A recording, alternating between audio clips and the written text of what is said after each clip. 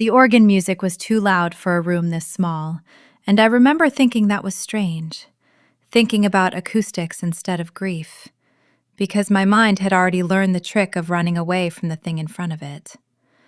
In front of me was a closed casket.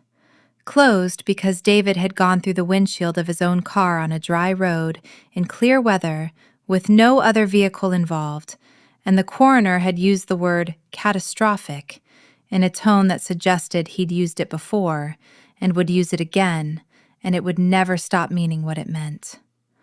I was 34 years old and I was already a widow. People kept touching me.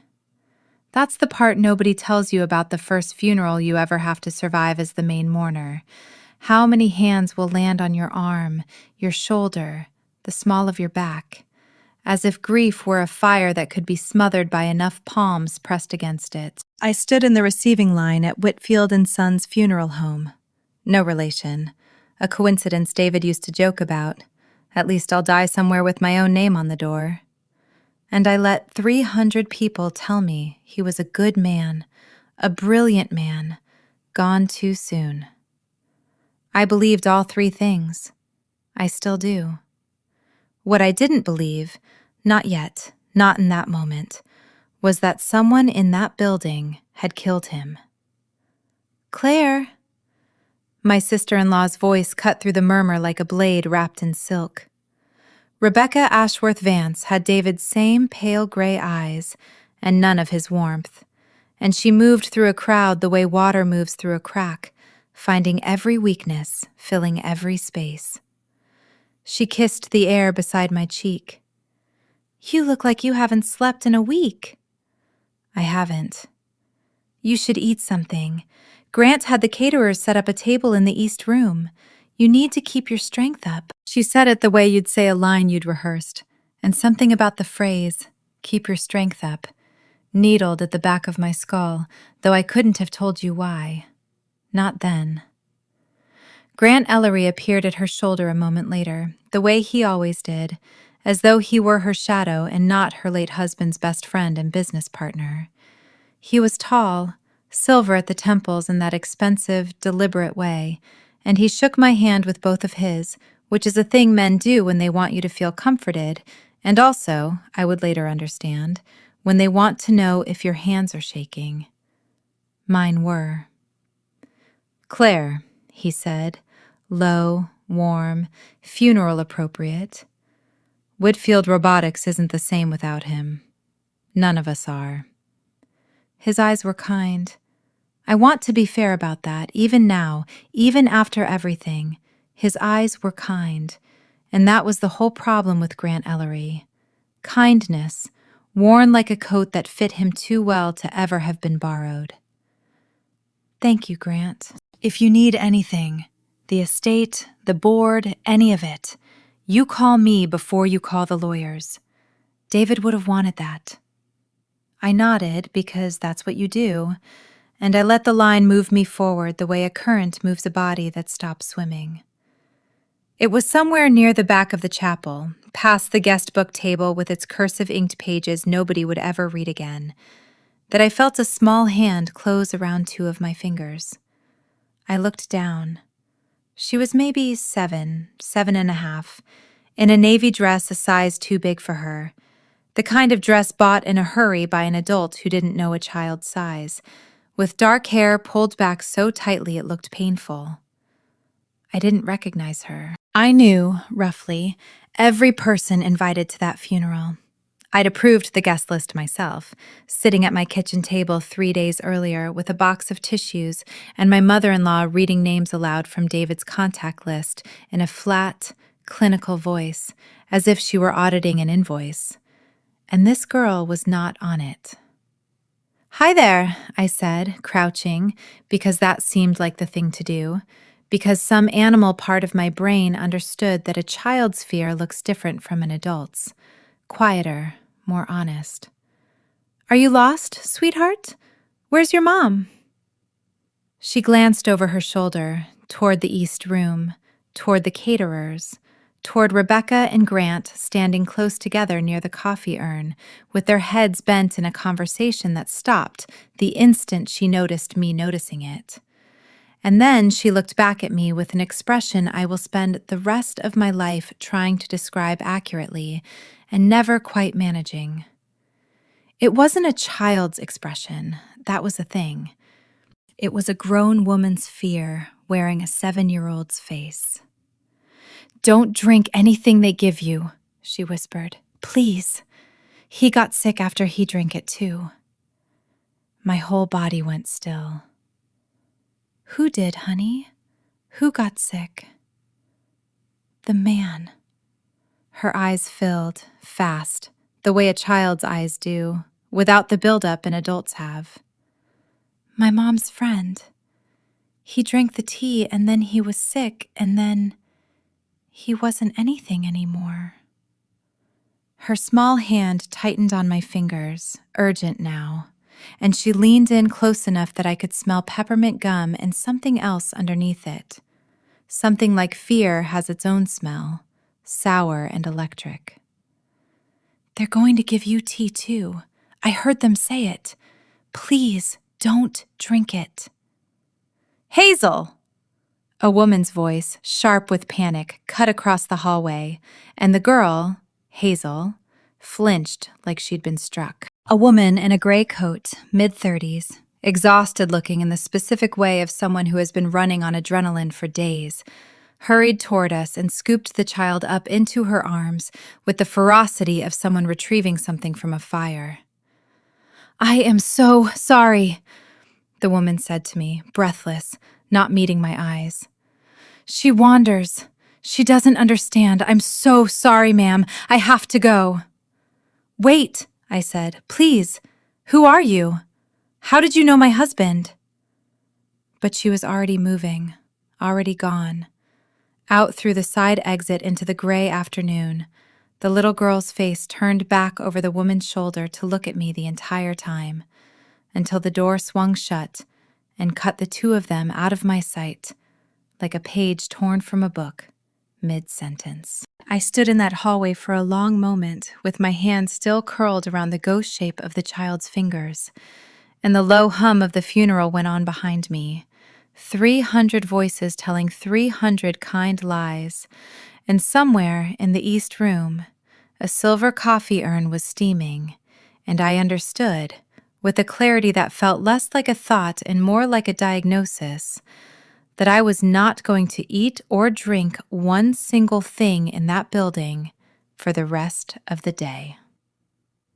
I was right not to, because 40 minutes later, when Rebecca pressed a delicate porcelain cup of tea into my hands, chamomile, David's favorite, I had it specially brought in, and stood there watching me with an attentiveness that had nothing to do with grief, I understood that whatever had happened to that little girl's mother's friend, whatever had made him sick and then made him not anything anymore, was about to happen to me too, unless I was very, very careful about what I let myself believe was safe. I lifted the cup to my lips.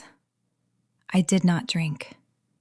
And that single choice, that small, cowardly, instinct-driven refusal to swallow, turned out to be the only reason I am alive to tell you the rest of this story. I need to back up, because none of this makes sense unless you understand who David Whitfield was and what he built, and why it was worth killing him over. David founded Whitfield Robotics 14 years ago, out of a garage in a rented duplex, back when we were both 26 and broke and stupidly, uselessly in love, in the way you only get to be once, before life teaches you to keep a portion of yourself in reserve. He designed automated inventory systems for warehouses, unglamorous, unsexy, and worth, by the time of his death, almost $400 million in annual contracts. He brought in Grant Ellery in year 3, when the company needed capital and Grant had it, inherited from a father who'd made a fortune in commercial real estate and left his only son enough money to buy his way into other people's dreams. Grant became chief operating officer. David stayed chief executive. They were, for a decade, the kind of partnership business magazines like to profile. The visionary and the operator, opposites who complemented each other, best friends who'd been to each other's weddings and, eventually, would carry each other's caskets. Grant carried David's 3 weeks ago. One of 6 men in dark suits, shouldering 400 pounds of mahogany down the chapel steps, his face arranged into an expression of grief so precise it could have been carved. David's mother, Diane, had never much cared for me. She was 71, sharp-eyed, and had run the Whitfield family's smaller holdings, a chain of storage facilities, some commercial property, since her husband died 20 years earlier. And she had never fully forgiven David for marrying a woman who'd grown up in a 2-bedroom apartment above a laundromat, instead of someone from the country club families she still lunched with on Thursdays. She was cordial to me. Cordial the way January is cordial, technically civil, structurally cold. And then there was Rebecca, David's younger sister, who'd married into money of her own, a hedge fund manager named Preston Ashworth Vance, who'd left her 4 years ago for his personal trainer, and left her, in the divorce, with the house, the name, and a chip on her shoulder the size of a continent. Rebecca sat on the Whitfield Robotics board. Rebecca had opinions about how the company should be run that she voiced, loudly, at every quarterly meeting. And David, who loved his sister with the specific, exasperated loyalty of an older brother, had spent years absorbing her criticisms and giving her a board seat she hadn't earned and a salary as strategic advisor that hadn't strategically advised anything in 3 years. I'm telling you all of this because 2 weeks before David died, he came home from the office pale and quiet in a way I'd never seen him. He didn't eat dinner. He sat in his study with the door closed until 11 at night, and when I finally went in to check on him, I found him staring at a spreadsheet on his laptop with the specific stillness of a man who has just understood something he cannot unlearn. "David, what's wrong?" He closed the laptop. "Nothing, work stuff." "You've been saying nothing for 3 hours." He looked at me for a long moment, and something passed behind his eyes, a calculation, a weighing, the look of a man deciding how much of a burden he had the right to hand to someone he loved. "I found some irregularities," he said finally, "in the accounts. I don't want to say more until I know for sure. I don't want to accuse anyone of anything until I have proof." "Anyone like who?" "Claire." His voice had an edge I'd never heard in it before. Not anger, something closer to fear, though David Whitfield did not, as a rule, get afraid. "If something happens to me, no, listen. I need you to actually listen. If anything ever happens to me, you go to Marcus Webb, not the company lawyers, Marcus, personally. My old law school roommate, the one who does the estate work on the side. He has a file. He'll know what to do with it." "David, you're scaring me." "I'm being careful," he said, and pulled me into him, and I remember the exact smell of his sweater, cedar and coffee and something clean underneath. And I remember thinking, even then, some small animal part of my brain flinching at a threat I couldn't name. What if he's right to be scared? 9 days later, he was dead, and the coroner's report said his heart had simply stopped. An arrhythmia, sudden, catastrophic, no history of cardiac issues. Tragic.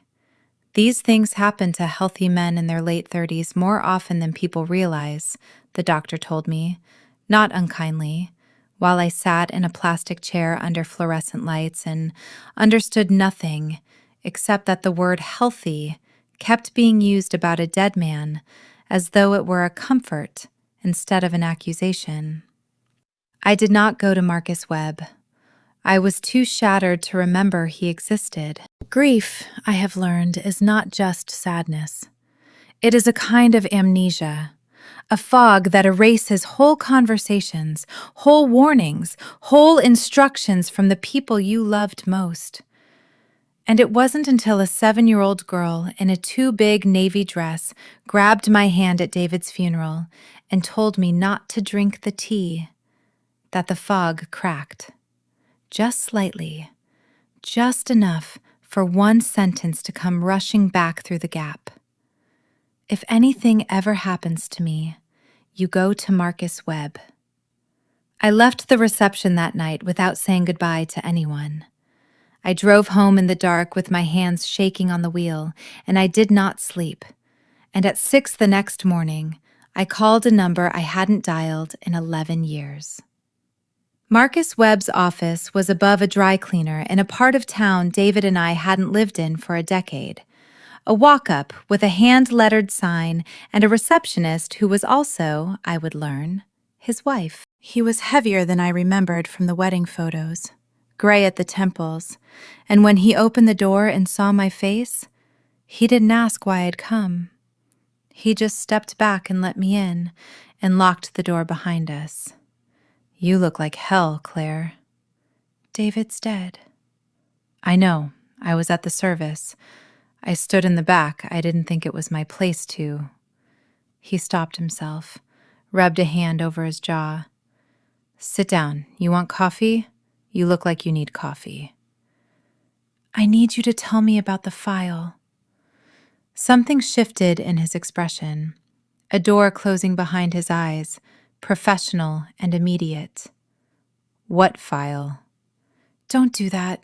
Please don't do the lawyer thing right now. 2 weeks before he died, David told me if anything happened to him, I should come to you. He said you had a file. I need to know what's in it."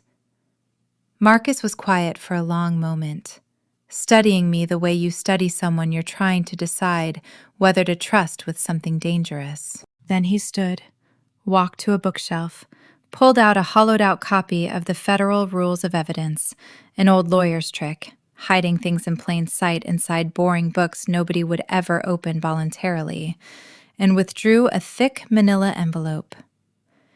"He came to me 11 days before he died," Marcus said, setting it on the desk between us but keeping his hand on top of it, not yet letting go. "He was scared, Claire. I've known David since we were 22 years old, and I have never seen him scared before. He said he'd found discrepancies in 3 years of Whitfield Robotics financials, payments to a vendor called Halcyon Logistics Consulting that didn't correspond to any actual services rendered, shell company. He traced about $11 million routed through it over 3 years. He said the signature authorizing the vendor contracts wasn't his, even though it was supposed to be. Someone had been forging his approval on documents that never crossed his actual desk. Who? Who was doing it? He didn't know for certain. That's why he came to me instead of the board. He said he didn't want to accuse the wrong person and tip off the right one. But he'd narrowed it down. The forged signatures required someone with access to his private office stamp, someone senior enough that a vendor contract wouldn't raise questions, and someone with a financial motive. Marcus finally slid the envelope toward me. He had 3 names on a legal pad in there: Grant Ellery, Diane Whitfield, and the name I didn't recognize, a woman named Sarah Kirkland, former staff accountant, terminated 8 months before he died for what HR's file calls performance issues. My stomach dropped. Sarah Kirkland. You know her? I don't know her, but I think I met her daughter yesterday, at the funeral. I told him about the little girl, about the whispered warning, about the tea I hadn't drunk. Marcus's face went from cautious to grim to something close to alarmed. Claire, listen to me. If David was murdered, and I want to be very careful here because we don't have proof of that yet, only suspicion, then whoever did it is still inside that company. still has access to your house, your finances, your life. You cannot go to the police with a legal pad of 3 names and a child's warning. They'll write it off as grief. You need actual evidence. Bank records, forensic accounting, something a prosecutor can use. Then help me get it. He looked at me for a long moment. You understand what you're asking. I'm asking you to help me find out who murdered my husband before they decide I know too much and finish the job. Marcus exhaled slowly, and something in his posture changed. The careful neutrality of a lawyer giving way to the loyalty of a man who'd once stood up at David's wedding and promised, in the offhand way groomsmen do, that he'd always have his friends back. Okay, he said. Okay. First thing, don't drink anything at that house you don't pour yourself. Second, I know a forensic accountant, woman named Priya Anand, used to work fraud cases for the DA's office before she went private. Third, he tapped the folder, we find Sarah Kirkland, because if David was right, she's the only person still alive who might already know exactly who did this.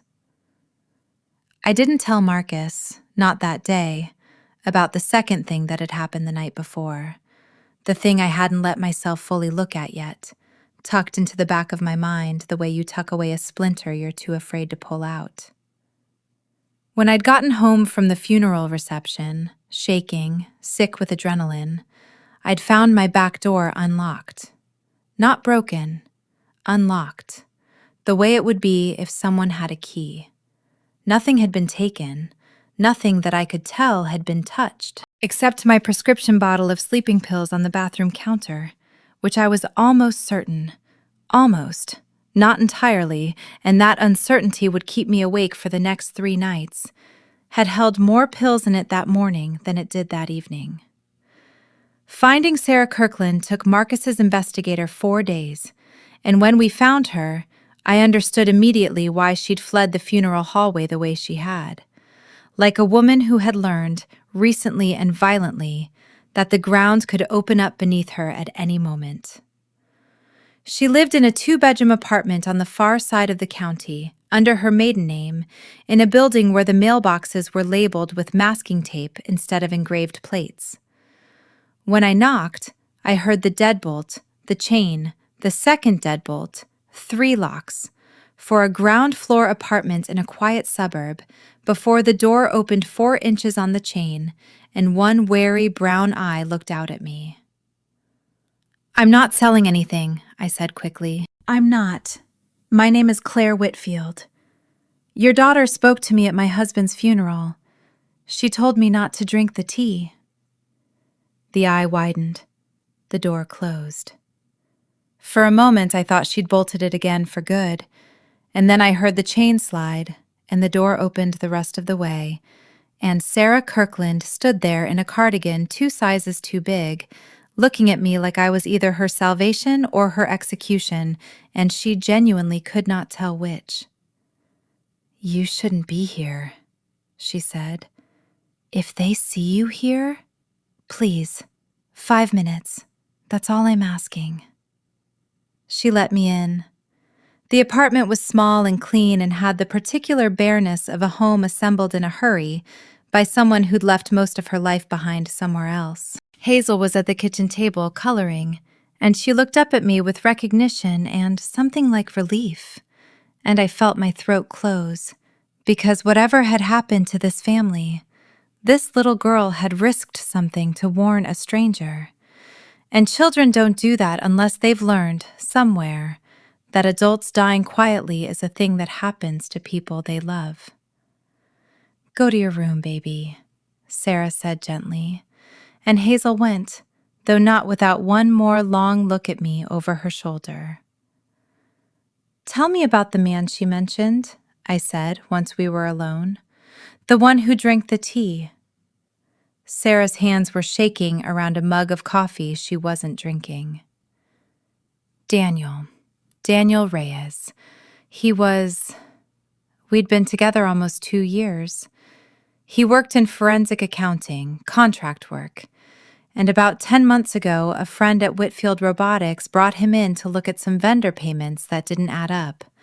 Off the books, unofficial, just a favor.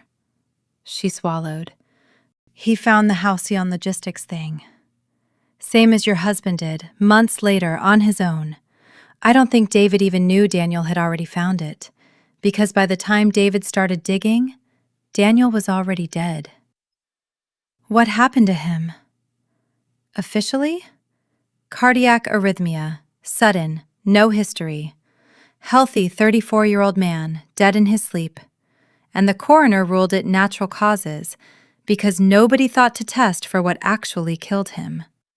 Her voice cracked. It was 2 weeks after he told me he was going to take what he'd found to the SEC. He said he had a meeting scheduled. He never made it. You think he was poisoned? I know he was poisoned, Claire, because 6 days after he died, I got a phone call from a blocked number, a man's voice, telling me that if I ever repeated anything Daniel had told me about Halcyon Logistics, my daughter would grow up without a mother, the same way she was about to grow up without a father figure. And then 3 days after that, someone broke into my old apartment and went through every single one of Daniel's files. And I understood that staying was not a decision I actually had the right to make anymore. I ran. I've been running for 8 months. I only went to your husband's funeral because... She stopped. Because why? Because I was the one who told him. Her eyes filled. David reached out to me 2 months before he died. Someone, I still don't know who, told him Daniel and I had found irregularities, and he tracked me down and asked me directly. I shouldn't have told him anything. I told myself I wouldn't tell him anything because I was so scared of what happened to Daniel happening to him too. But he was kind, and he seemed determined to do this the right way, carefully, quietly. And he promised me he'd protect the source. Protect me. She wiped her face with the heel of her hand. I got him killed. I know I did. I just don't know how. And I don't know who did it. And I have been so scared for 8 months that I stopped being able to tell the difference between being careful and being a coward. You warned me at the funeral. That wasn't cowardice. That was Hazel's idea, not mine.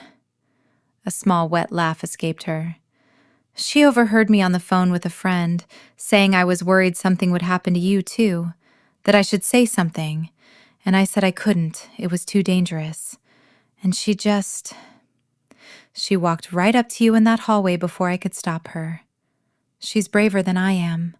She's 7, and she's braver than I am.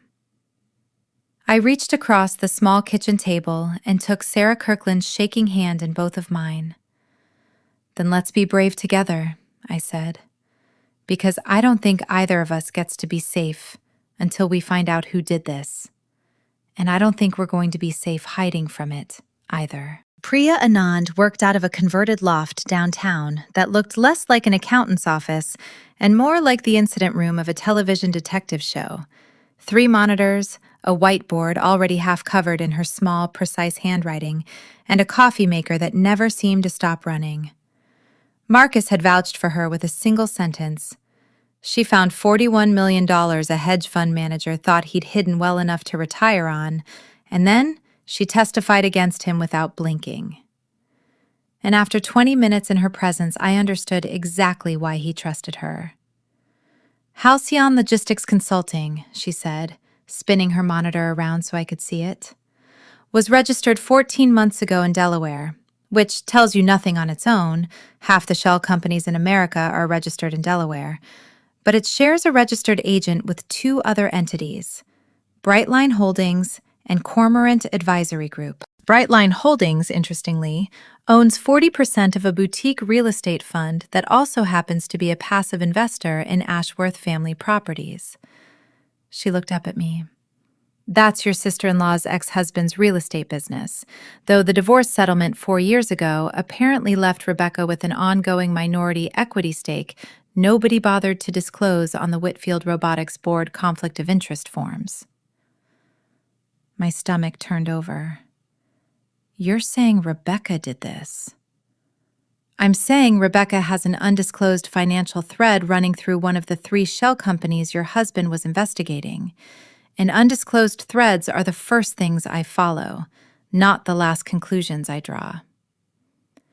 Priya's tone was careful, clinical, the tone of someone who has learned the hard way what happens when you get ahead of your own evidence. I've also traced $11,200,000 moving out of Whitfield Robotics operating accounts into Halcyon over 3 years, an amount small enough to avoid automatic audit flags, $9, $10, $11,000 at a time, dozens of transactions a month, classified as consulting fees for supply chain optimization services that, as far as I can tell from the actual shipping and inventory data, were never performed. That money moved from Halcyon into Cormorant Advisory Group, and from Cormorant into 4 different personal accounts I haven't fully unwound yet. One of those 4 accounts belongs to Grant Ellery. I haven't confirmed the other 3.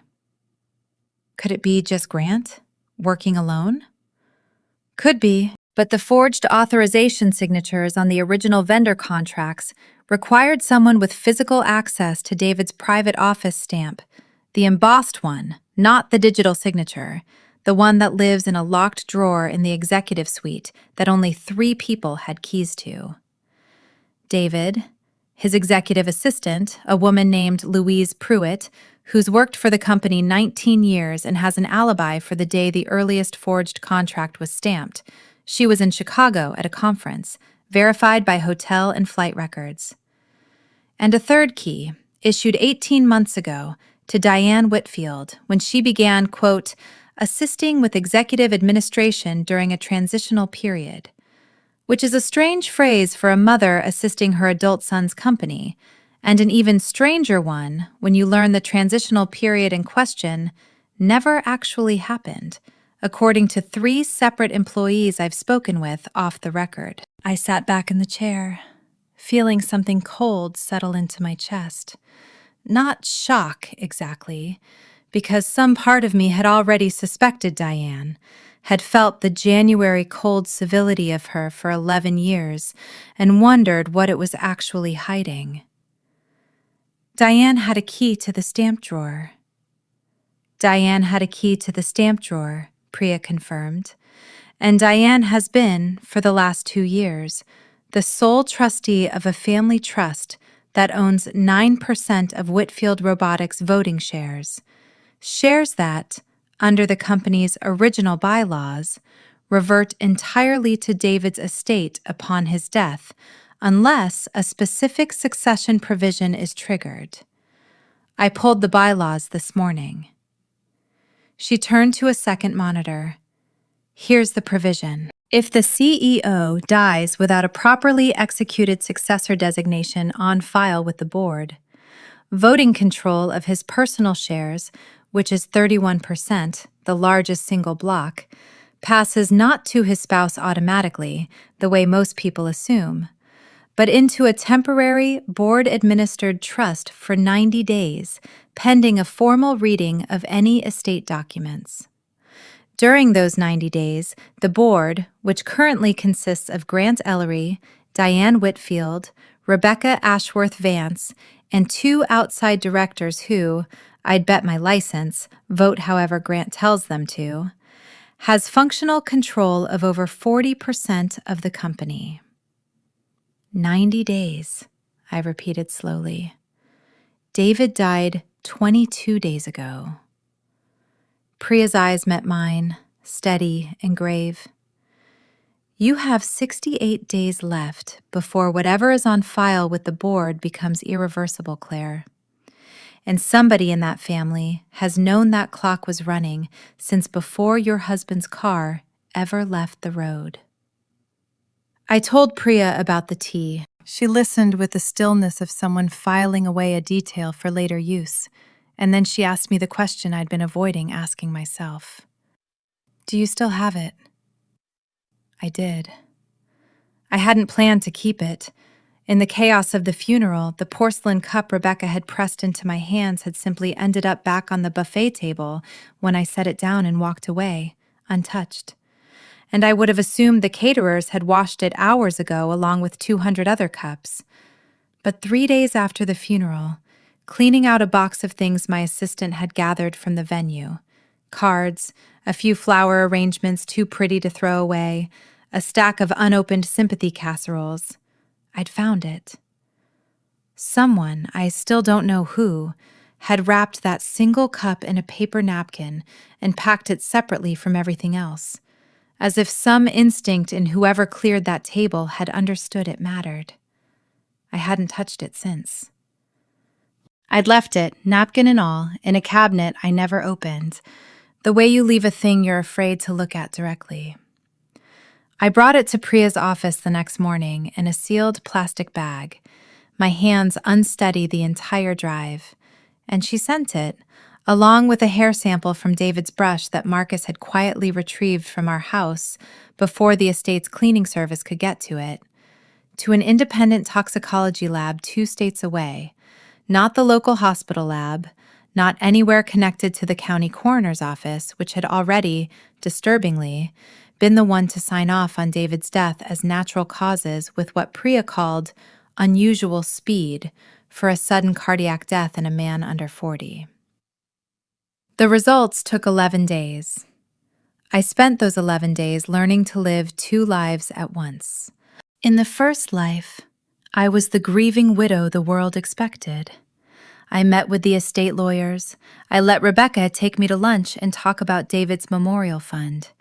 I sat across from Grant Ellery in his office while he walked me through transition logistics, with a gentleness that made my skin crawl now that I knew to look for the seams in it.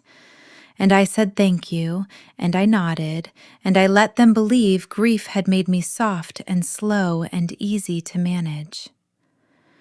In the second life, I met Marcus and Priya, and, twice, Sarah Kirkland in a coffee shop 2 towns over. And I learned the vocabulary of the thing that had killed my husband: digoxin, foxglove, cardiac glycosides, a poison old enough that Agatha Christie had used it in a novel decades before anyone in my life had been born. Chosen, Priya explained gently, precisely because it mimicked natural heart failure so convincingly that most coroners never thought to test for it unless someone specifically told them to look. It's slow-acting in low doses, she told me on the phone 11 days after the funeral, and I could hear in her voice that she was trying to deliver the news as gently as facts that terrible could be delivered. A single large dose can trigger arrhythmia within hours. A series of smaller doses over days or weeks mimics a developing cardiac condition, which is exactly what the coroner assumed with David, because you told the investigator he'd been having some stomach issues and stress-related symptoms in the weeks before he died. He had. He told me it was an ulcer. Digoxin toxicity causes nausea, stomach pain, visual disturbances, auras, halos around lights, and confusion in the early stages before it kills you. Her voice was very steady, very careful, the voice of a person delivering a diagnosis instead of a fact. Claire. The cup from the funeral tested positive for digoxin at a concentration consistent with what toxicologists call an acute lethal dose for someone your body weight, administered in a single serving. Not the slow kind, the kind meant to work fast. And the hair sample from David's brush shows a pattern of digoxin exposure escalating steadily over roughly 6 weeks before his death. Low doses at first, then higher, consistent with someone administering it gradually to produce exactly the kind of symptoms that would read to any doctor and any coroner as a man in his late 30s developing sudden, tragic, undiagnosed heart disease. I sat down on my kitchen floor with my back against the cabinets, phone pressed so hard to my ear it hurt. And I understood two things with a clarity that felt almost like falling. The first was that my husband had been murdered slowly, deliberately over 6 weeks by someone who had access to his food or his drink nearly every single day of that time, which meant someone inside our home, or someone inside his office who saw him daily, someone close enough that David's body had simply learned to associate their presence with safety right up until the moment it killed him. The second was that whoever had done that had tried, at his own funeral, in front of 300 witnesses, to do it to me too. Not gradually, not carefully, but fast, urgent, a single overwhelming dose meant to work within hours, because they had run out of the patience or the time for a slow campaign, and had decided, standing 3 feet away from me with a porcelain cup of chamomile tea, that speed was worth the risk. That meant something had changed. That meant someone had grown afraid I was getting close to the truth before I'd even known there was a truth to get close to. And that meant, whoever they were still watching me. Marcus insisted we couldn't sit on lab-confirmed poisoning evidence, not legally and not morally. And so 9 days after the toxicology results came back, I found myself in a small, windowless interview room at the county sheriff's office, across a table from a homicide detective named Alana Reyes. No relation, she clarified immediately, to Daniel Reyes, though the coincidence of the shared surname made the first 5 minutes of our conversation strange in a way neither of us commented on. Reyes was maybe 50, compact, with the particular stillness of someone who has spent decades learning to let silence do the work that words can't. She read the toxicology report twice, slowly, and then set it down and looked at me for a long moment. "You understand," she said, "that we're going to need to exhume your husband's body." I'd known that was coming, and it still hit me like a physical blow.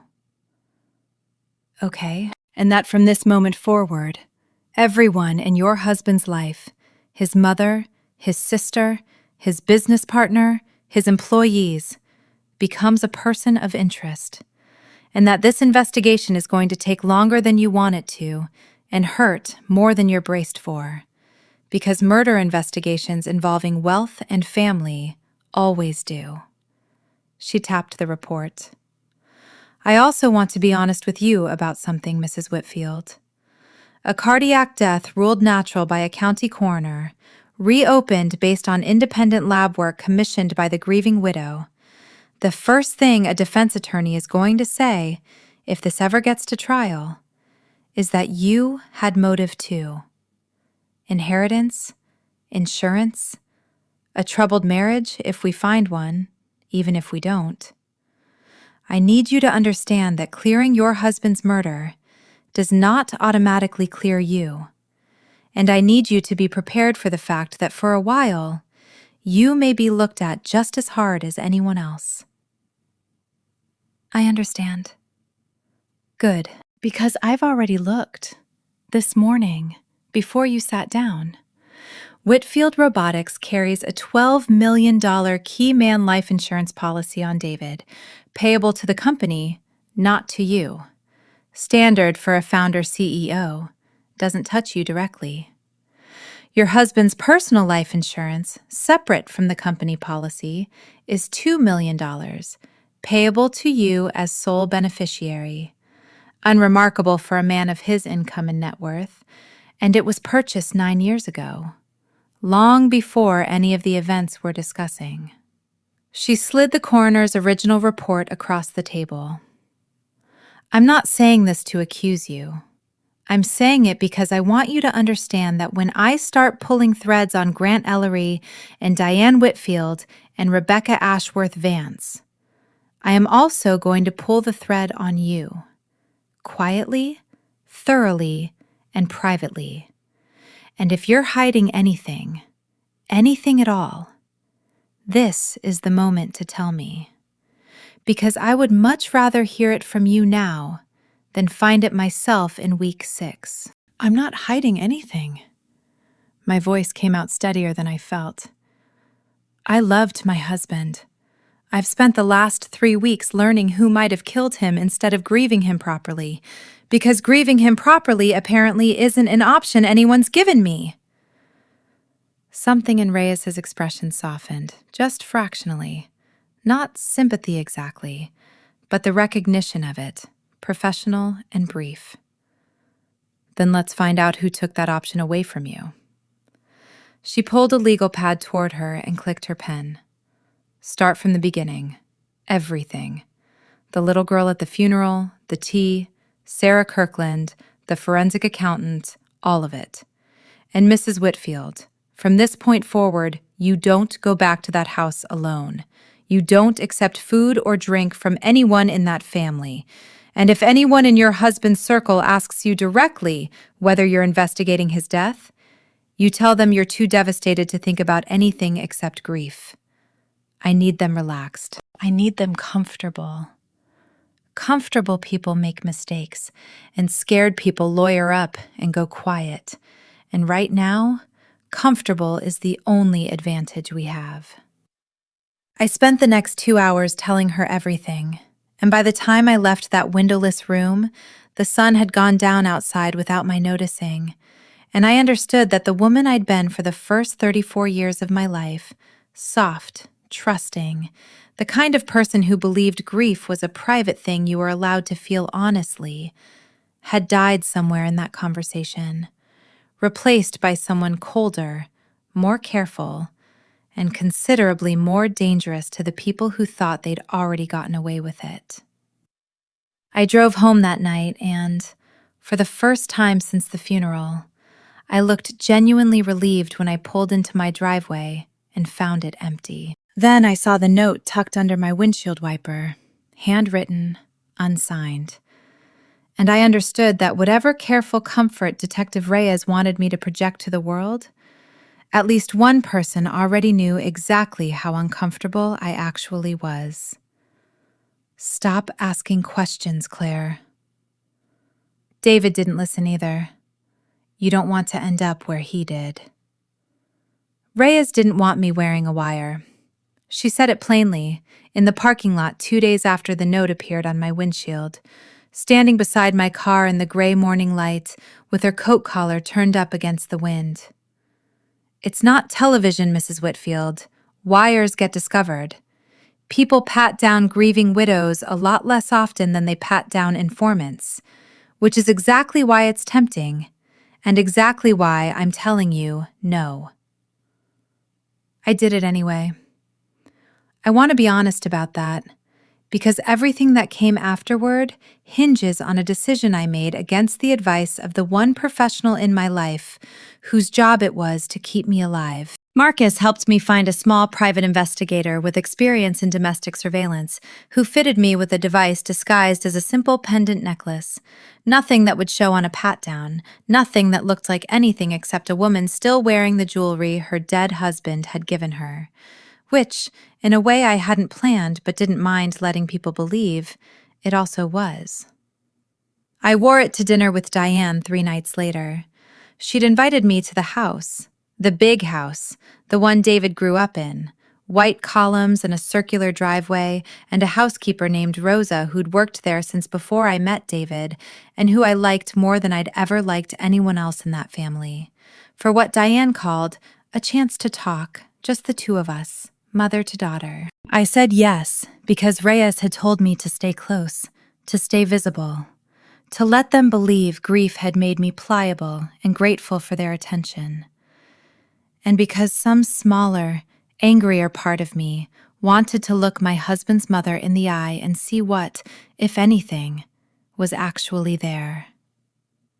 Dinner was roast chicken and a Bordeaux David had loved, and for the first 40 minutes Diane talked about David as a child, his stubbornness, his generosity, the way he'd once given away his bicycle to a classmate whose family couldn't afford one, and then walked 2 miles home every day for a month, rather than admit to his father what he'd done.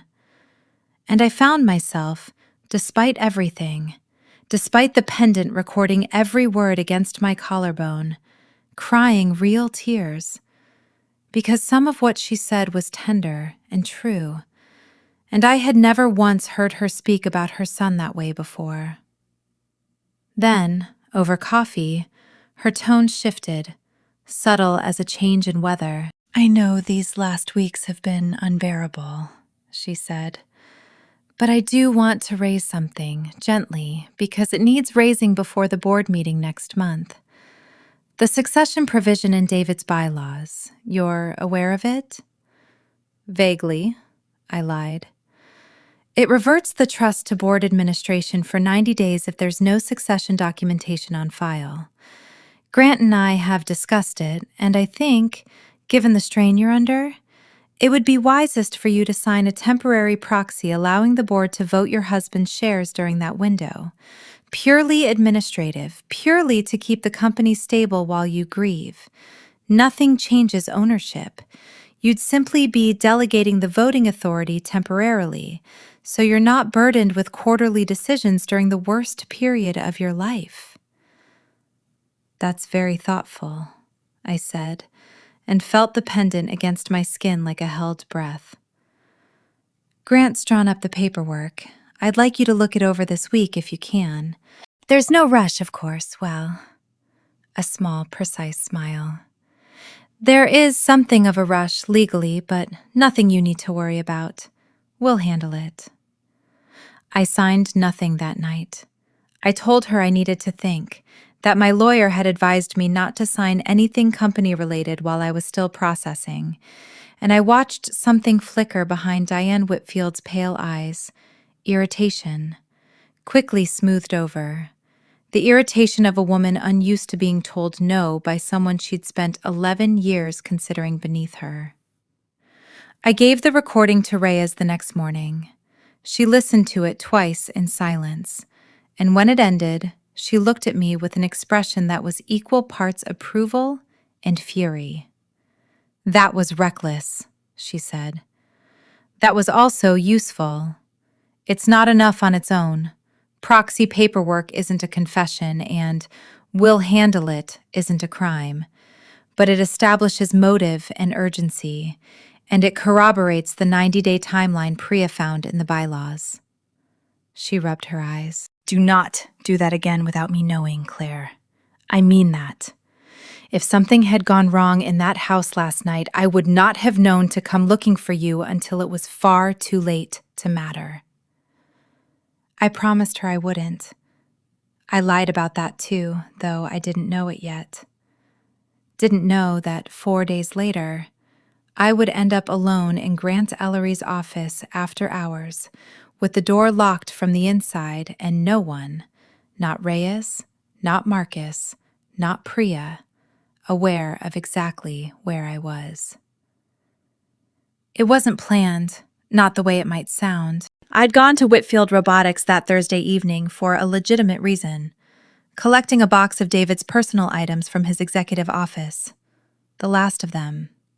Framed photographs and a chipped coffee mug and a stress ball shaped like a globe that some client had given him years ago. And the building was nearly empty, the way office buildings are at 7 in the evening. Humming fluorescent lights and a skeleton crew of cleaning staff working their way floor by floor. I hadn't meant to go into Grant's office at all, but the door was ajar, light spilling out into the darkened hallway, and I could hear him on the phone inside, his voice pitched low in the particular register people use when they think no one is listening. "The exhumation is going to slow things down, obviously, but slow isn't the same as stopped. I need the proxy signed before the board meeting regardless of what the coroner's office finds when they dig him up. Diane's working her. You handle the accounts, make sure Halcyon's fully wound down and the cormorant transfers are clean before anyone with a subpoena thinks to look. And find out where Kirkland's hiding, if she's talked to anyone. I don't remember deciding to move closer. I remember the sound of my own heartbeat, loud enough that I was genuinely afraid he'd hear it through the door. and I remember pressing myself against the wall beside the frame, close enough to hear every word, and far enough, I hoped, to stay out of the light spilling from inside. No, listen to me. The girl doesn't matter. The girl's 7 years old. Nobody's going to believe a word she says, even if her mother does surface. What matters is the accounts and the vote. 90 days. And if Claire signs the proxy, we control 41% between the three of us, plus the outside directors. And that's a controlling block regardless of what her personal shares say. If she doesn't sign...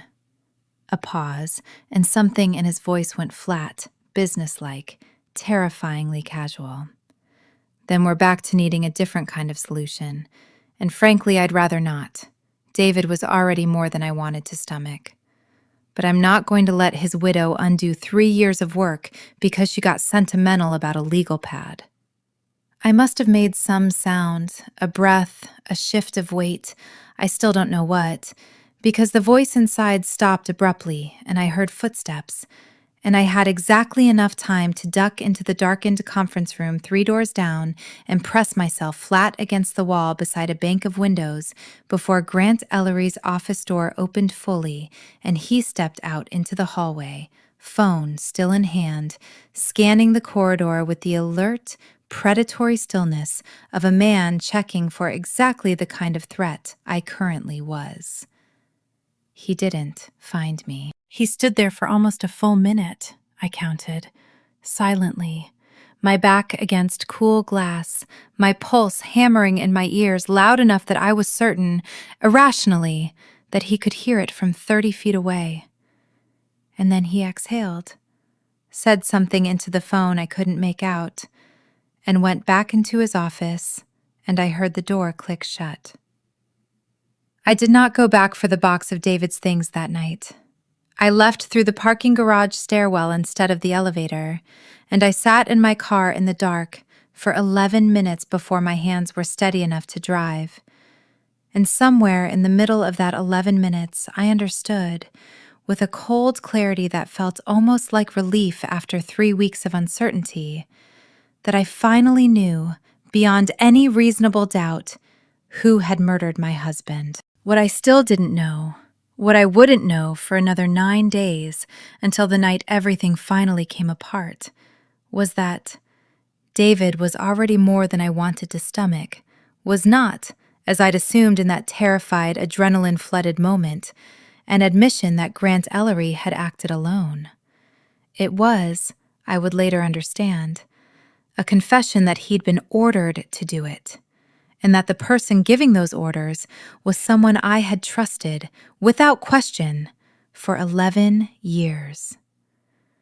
I called Detective Reyes from the parking garage before I'd even started the car, my voice unsteady enough that she told me, flatly, to stay put until she could get someone to me. 20 minutes later, an unmarked sedan pulled up beside mine, and I climbed in, and I told her everything. Grant's voice through the door, the phone call, the phrase that had lodged itself behind my sternum like a splinter.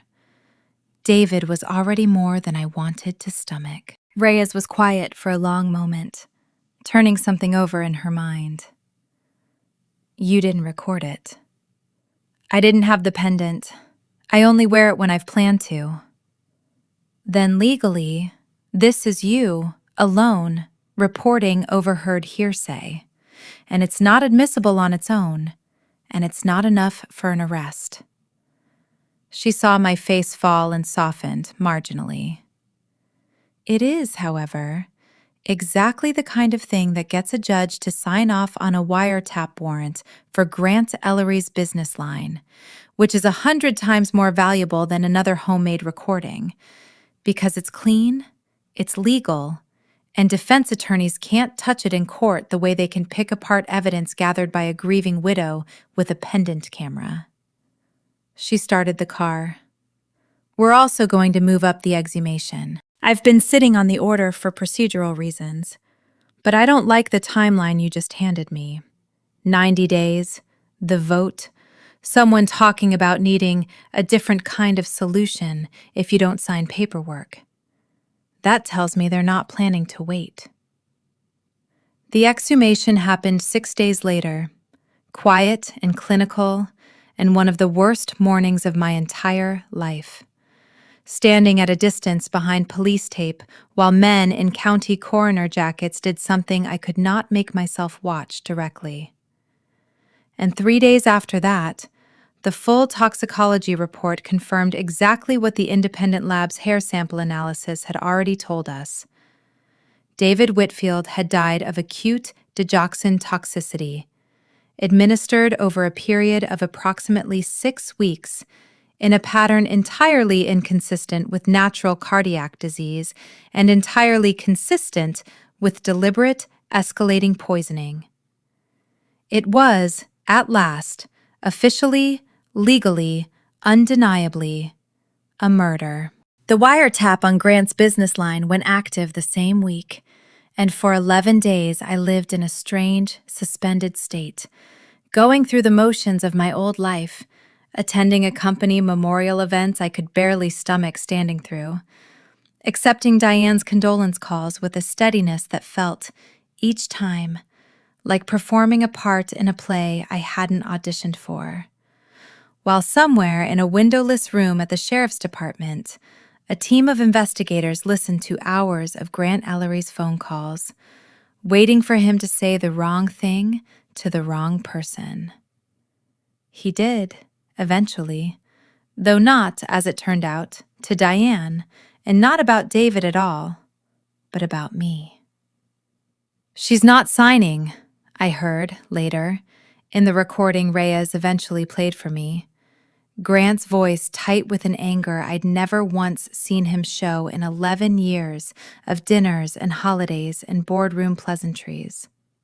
58 days left and she still hasn't signed the proxy. Diane's tried twice more. She's stonewalling, and I think she's talking to someone. A lawyer? Maybe more than a lawyer? We need to know who, and we need to know fast, because if she's built a case against us and we wait for the 90 days to run out, we lose the company and we go to prison. Neither of those is an option I'm willing to accept. A second voice, muffled, distorted by whatever phone Grant was on the other end with, but unmistakably, chillingly familiar to anyone who'd spent enough holidays in that family's dining room to know its cadence, answered him. "Then we accelerate the timeline," the second voice said. "Claire has always been sentimental, predictable, easy to manage if you know which levers to pull. If she won't sign, we find another way to resolve the 90-day window, permanently. I did not spend 31 years building this family's position for a girl from a laundromat apartment to hand it to some detective on a hunch." It was Diane's voice, but it was what she said next, low, almost gentle, almost maternal in its horrifying, businesslike calm, that finally told me the entire shape of the thing I'd been chasing for 6 weeks. "Rebecca doesn't know the full extent of it, and she doesn't need to. Keep her focused on the board seat and the real estate fund. Let her believe this is only about money, and she'll stay useful without asking questions she can't afford the answers to. But Claire? Claire needs to be handled the way David was, quietly, naturally, before the exhumation results become public and this becomes something neither of us can control." Reyes stopped the recording there and looked at me across her desk with an expression I will never forget. Grim, urgent, and entirely without the professional distance she'd maintained through 6 weeks of this investigation. "That recording is dated 8 days ago, Claire," she said, "which means, as of this moment, sitting in this office, you need to understand something very clearly. They are not planning to wait for the board meeting anymore. They are planning to kill you soon, and we don't yet know exactly how or exactly when. I want to pause here, because I owe you the same honesty I eventually owed myself about Rebecca Ashworth Vance, and because the story I'm telling you would be simpler and less true if I let you keep hating her the way I did for those first 6 weeks.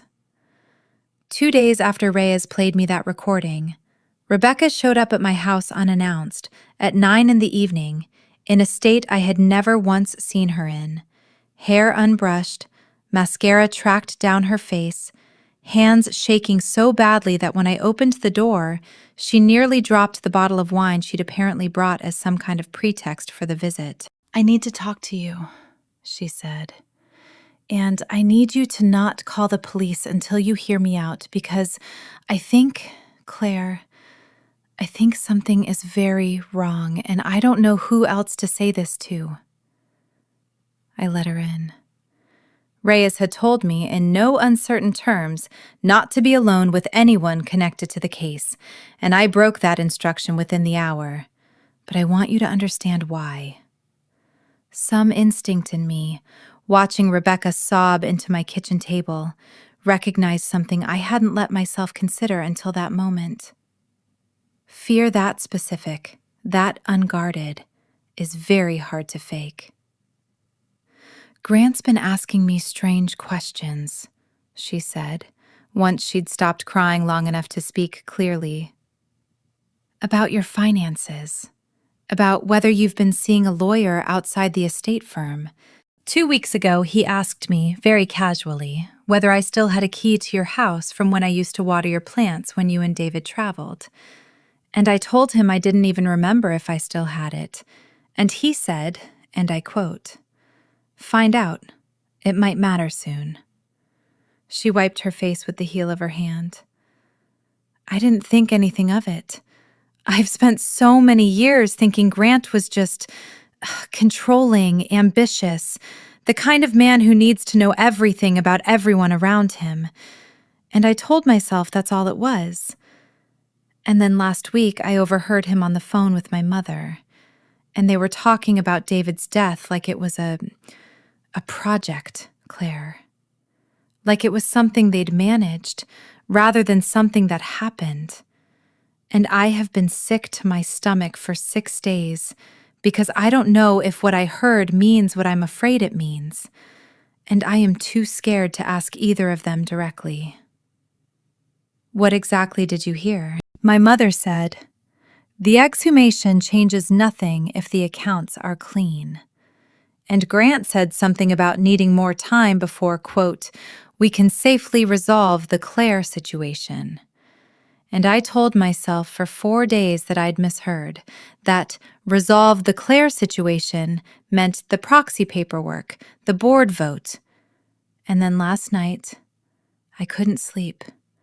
And I kept thinking about how David got sick so suddenly. How the doctor kept saying it was strange for a man his age with no history.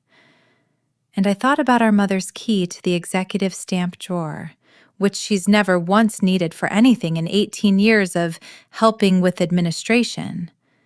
And Rebecca's voice broke entirely. "I think my mother and Grant killed my brother. I think I've spent 6 weeks telling myself that was insane because the alternative was unbearable. And I don't know what to do. And I am so afraid that if I ask either of them directly, I'll end up exactly where David is." I made a decision in that moment that Reyes would later call reckless and, eventually, grudgingly, correct. I told Rebecca everything. The tea, the toxicology, the recording, all of it. And I watched her fall apart a second time, more completely than the first. Grief and horror and a kind of retroactive terror rewriting 6 weeks of her own memory in real time as she understood exactly what she'd actually been hearing in her mother's careful, clinical phone calls. "I'll testify," she said, once she could speak again, her voice raw but steady in a way that told me she meant it. "Whatever you need. I'll wear a wire. I'll talk to your detective. I don't care what it costs me. I am not protecting the people who did this to my brother." She looked at me with an expression I'd never seen on her face before. Something stripped down to its rawest, truest layer. "I know you never trusted me, Claire. And I understand why. I gave you every reason not to for 11 years. But he was my brother. Whatever else I am, I loved him. And I am not going to let our mother finish what she started with you next. I called Reyes from my kitchen, with Rebecca still sitting across from me. And by midnight, Rebecca Ashworth Vance, the sister-in-law I had spent 6 weeks quietly, carefully suspecting, had become the single most valuable asset in the case against her own mother. 3 nights after Rebecca came to my kitchen table, I nearly died anyway, and it had nothing to do with tea or digoxin at all. I was driving home from a meeting with Reyes, a late one, past 10, the roads mostly empty, taking the long curve down Millbrook Hill that David and I had driven 1,000 times together. The one with the guardrail overlooking the ravine that every local news station used as backdrop footage whenever there was a fatal accident story. Because there was, on average, one a year, always attributed to speed or ice or a deer in the road. I pressed the brake pedal at the top of the hill, the way I always did, easing my speed before the curve. Nothing happened. I pressed harder. The pedal sank all the way to the floor with a soft, sickening give. No resistance at all. And the car kept accelerating down the grade under its own gathering momentum, and for perhaps 4 seconds that felt, in the way trauma distorts time, like 4 entire minutes, I understood with total clarity that I was going to die exactly the way David had. In a car, on a curve, made to look like an accident that surprised no one. I don't fully know, even now, how I got the car stopped. I remember yanking the emergency brake with both hands, hard enough that I felt something wrench in my shoulder. And I remember the tires screaming, and I remember the guardrail rushing toward the passenger side window close enough that I could see individual rust spots on the metal in my headlights before the car finally, shuddering, come to a stop 18 inches short of it, half off the road, engine still running, my whole body shaking so violently I couldn't immediately make my hands work well enough to put the car in park. I sat there for what the police report would later log as 11 minutes before I was steady enough to call 911. The mechanic Reyes brought in the next morning, not the county's usual contracted shop, a specialist she trusted personally, brought in specifically because of who might have had access to my car in the preceding days, found that the brake line had been cut. Not snapped, not worn through. Cut. With a tool, cleanly, in a place that wouldn't fail immediately but would fail gradually. Fluid leaking out over a drive of exactly the length and grade it would take to build enough speed on Millbrook Hill for a loss of control to look, to any responding officer unfamiliar with the family's history, entirely plausible. "Your car's been in your garage every night this week," Reyes said, standing in that garage with me the next afternoon, her expression harder and more urgent than I'd seen it in 6 weeks of knowing her. "Which means whoever did this either has access to your property or has hired someone who does. I want you out of this house tonight. I have a safe location arranged. I should have arranged it a week ago, and I didn't, because I let this investigation move at an investigation's pace instead of moving at the pace of people who have already decided to kill you twice." I didn't argue. I packed a single bag with shaking hands while a uniformed officer stood in my driveway, and I spent the next 9 days in a small extended-stay hotel room under a name that wasn't mine, working with Reyes and Priya and Marcus by phone and encrypted messages, while outside that room, unbeknownst to me until the very last day, the final pieces of the case against Grant Ellery and Diane Whitfield were quietly, methodically assembled. The wiretap recordings, the toxicology, Priya's full accounting of the shell company transfers, and, most damningly, a full statement from Rebecca describing 18 months of her mother's administrative access that had never actually administered anything except a slow, careful campaign of murder. What none of us knew yet, what wouldn't become clear until the final confrontation 9 days later in the same executive boardroom where David had once believed he was building something that would outlast him, was that Diane Whitfield had one more move left to make, and that she had been planning it since before David's funeral, in case anyone ever got close enough to threaten what she'd already decided 31 years ago would belong to her family and only her family for as long as she was alive to enforce it. The Whitfield Robotics quarterly board meeting was scheduled for a Tuesday, exactly 62 days after David's death, in the same top-floor boardroom where he'd once shown me the model of the company's first fully automated warehouse and told me, with the particular unguarded pride he reserved for the two of us alone, that he'd built it so that someday, if we had children, they'd never have to wonder whether their father's work had mattered. Reyes wanted to arrest Grant and Diane quietly, separately, before the meeting ever convened. I asked her not to. I need to be in that room, I told her, in the parking garage the morning of, my hands steady in a way they hadn't been in weeks, because somewhere in the last 9 days, grief had finally, fully, converted itself into something harder and more useful. I need them to look at me and understand in real time that I know exactly what they did and that it didn't work. Every part of what they've done to me, they've done because they believed I was too soft to fight back. I want to be the one who proves them wrong, in front of the same board members who sat in that memorial reception and told me what a good man David was while planning to finish what they'd already started. Reyes studied me for a long moment, and something that might have been respect crossed her face. We'll have officers in the building. Plain clothes, in the lobby and the stairwell, close enough to move fast but far enough not to spook anyone into doing something desperate before we've got what we need on the record. Rebecca's wired. You're not. I'm not letting you walk into that room wearing a device again. Not after Millbrook Hill. Not with this much at stake. You say your piece, you let them react, and the second either of them says anything that gives us grounds, my people move in. Do you understand me? The second I give the signal, you get behind me and you let us do our job. I told her I understood. I mostly did. The boardroom that morning held 11 people.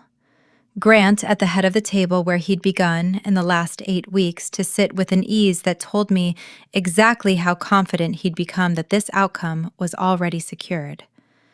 Diane 2 seats down, composed, elegant, 68 years old and radiating the kind of unbothered calm that only comes from believing, completely, that you are untouchable. Rebecca across from them, pale but steady, a small green light I alone knew to look for blinking, almost imperceptibly, at the collar of her blazer. 2 outside directors I recognized from David's memorial, both looking faintly uncomfortable, the way people do when they can feel tension in a room without understanding its source. And Marcus, seated beside me at my specific request, there in his professional capacity as my attorney, a folder of his own resting closed on the table in front of him. Grant opened the meeting with a brief, somber acknowledgement of David's absence, the kind of practiced corporate sentiment that made my skin crawl now that I understood the calculation underneath it, and then moved directly into the item everyone in that room already knew was the real purpose of the gathering. As you're all aware, he said, we're approaching the end of the 90-day succession window.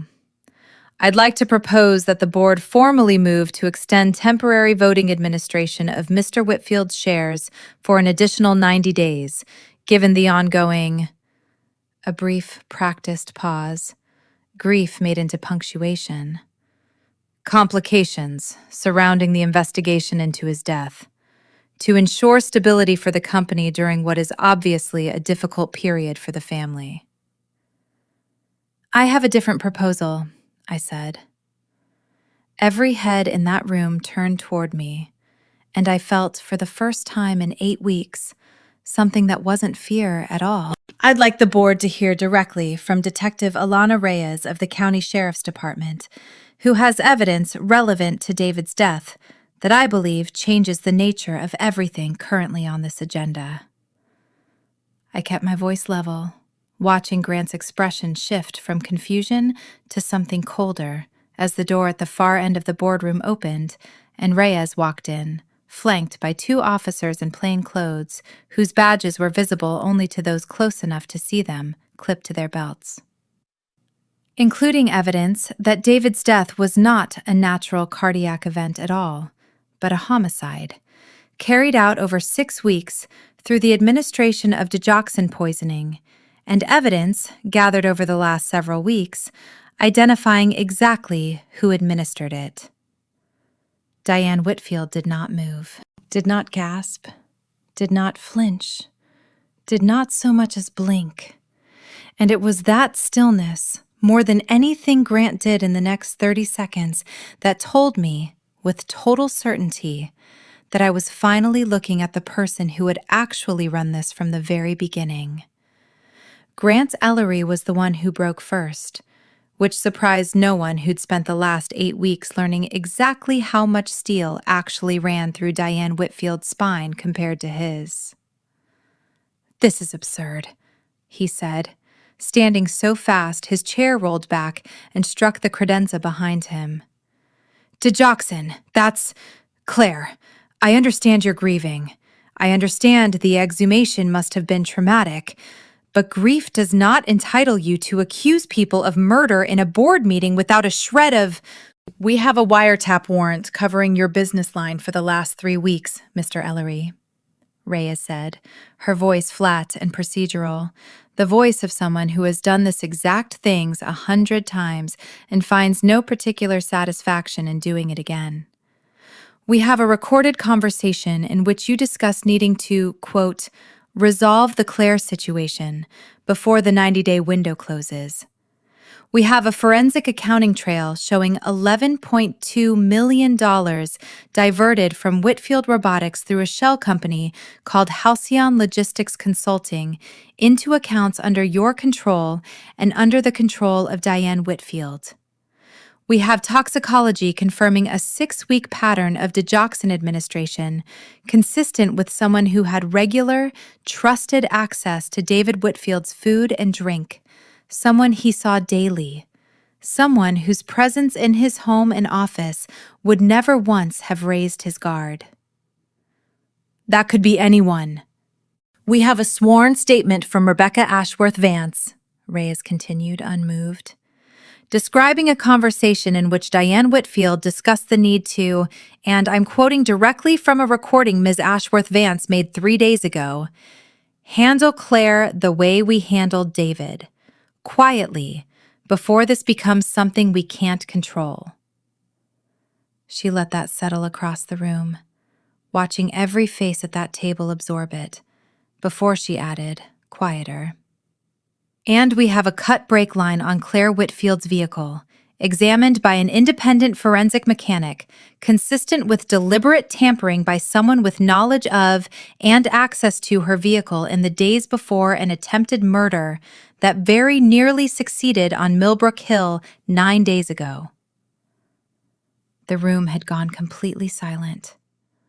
One of the outside directors had gone pale enough that I genuinely thought for a moment he might be sick. It was Diane who spoke, finally, and her voice, when it came, carried none of the panic that had cracked through Grant's, only a kind of tired, contemptuous clarity, the voice of a woman who had decided, somewhere in the last 30 seconds, that there was no longer any profit in pretending. "My son," she said, looking directly at me, "spent 14 years building something extraordinary, and he was 2 signatures away from handing effective control of it to a woman who grew up in a 2-bedroom apartment above a laundromat and would have run it into the ground within a decade out of nothing but sentiment and inexperience. I did not spend 31 years of my life, through my husband's death, through building this family's position from nothing, through watching David make decision after decision I disagreed with because I loved him too much to fight him publicly, to watch it all handed on a whim of grief-stricken generosity to someone who never once understood what it actually cost to build. "You murdered your own son," I said, and my voice, to my own genuine surprise, did not shake at all. "I protected what he built," Diane said, "from the one threat he was too soft-hearted to see coming, his own increasingly reckless conscience. He was going to hand the SEC 3 years of careful, necessary financial restructuring and call it fraud and destroy everything. The company, the 400 jobs it supports, this family's entire legacy, because some accountant filled his head with the idea that moving money efficiently was somehow criminal. I gave him every chance to let it go. I told him more than once that some things were not his to unilaterally decide. He would not listen." Her eyes, when they met mine again, held nothing I recognized as remorse, only a kind of cold, exhausted certainty. "And you, Claire, would not sign a simple piece of paper that changed nothing except who administered his shares for 90 days, because you have spent 8 weeks playing detective instead of trusting that this family knew what was best for the thing your husband spent his whole life building. I have spent this entire time hoping it would not come to this. I want you to understand that. I did not enjoy any part of what happened to David or what nearly happened to you. But I would do it again, exactly the same way, because some things matter more than any one person's comfort, even mine." Reyes nodded once, sharply, to the officers by the door, and the room dissolved into motion. Grant's voice rising in protest as cuffs closed around his wrists, one of the outside directors already on his phone calling his own attorney, Rebecca sitting very still, with tears streaming silently down her face, and Diane Whitfield, rising from her chair with the same composed, unhurried dignity she'd carried into every room I'd ever seen her walk into, extending her wrist to the officer beside her without being asked, as if even her own arrest were simply one more piece of business to be handled correctly. "You'll run this company into the ground within 5 years," she said to me, quietly, as she was led past my chair toward the door. "Sentiment always does." "Maybe," I said, "but I'll run it. Not you, not Grant, me. And David will still be dead either way, so I don't think you get to tell me what I owe his legacy anymore." She didn't answer. She didn't look back, and the door closed behind her. And the room I was left standing in, David's boardroom, the one he'd built from a garage and a rented duplex in 14 years of believing effort mattered more than inheritance, was, for the first time in 8 weeks, entirely, finally, quiet.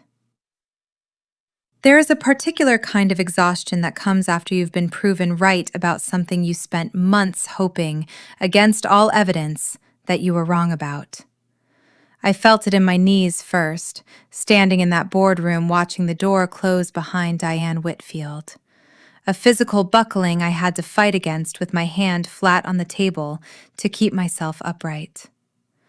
Marcus was at my elbow instantly, steadying me, and Reyes crossed the room and put a hand briefly, uncharacteristically, on my shoulder. "You did well," she said. "Go home.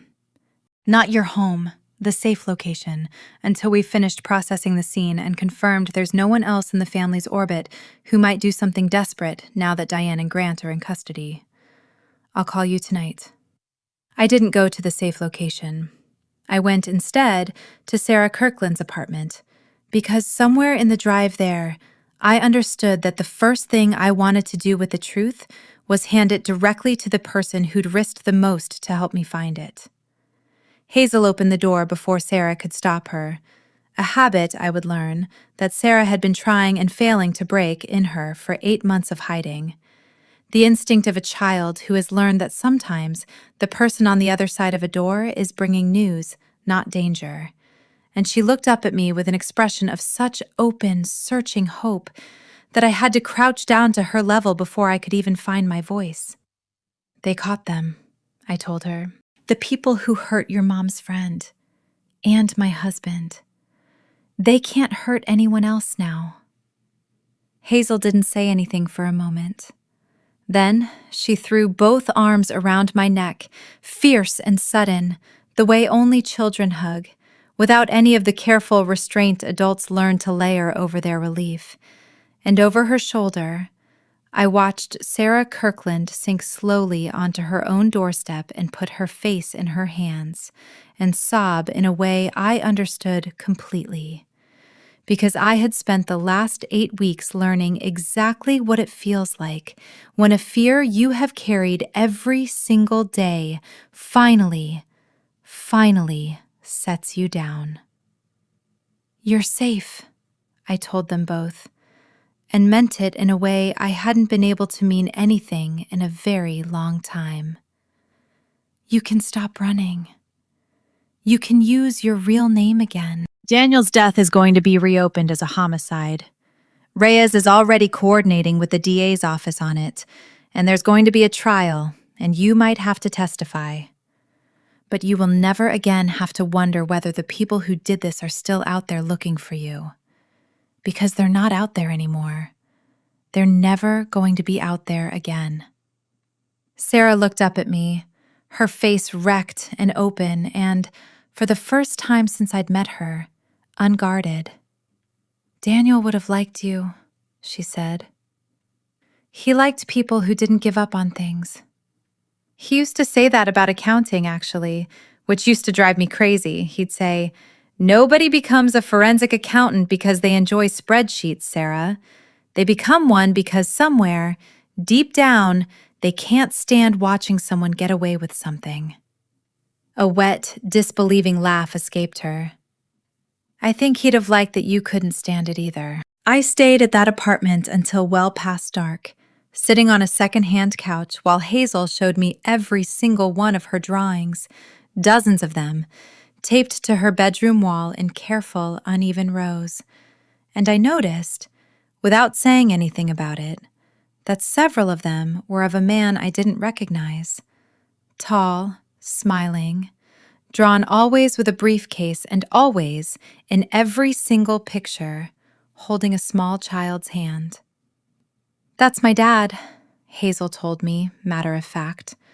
The way children explain things that have simply always been true in their world. He was really smart. My mom says he found bad numbers and that's why the bad man made him sick. But you found the bad man, so now other kids' dads won't get sick from finding bad numbers anymore. I did not correct the mechanics of her theory of justice, because in its simplest, truest form, it wasn't wrong. The trial began 4 months later, in a county courthouse with too little air conditioning and too many reporters clustered on the steps outside.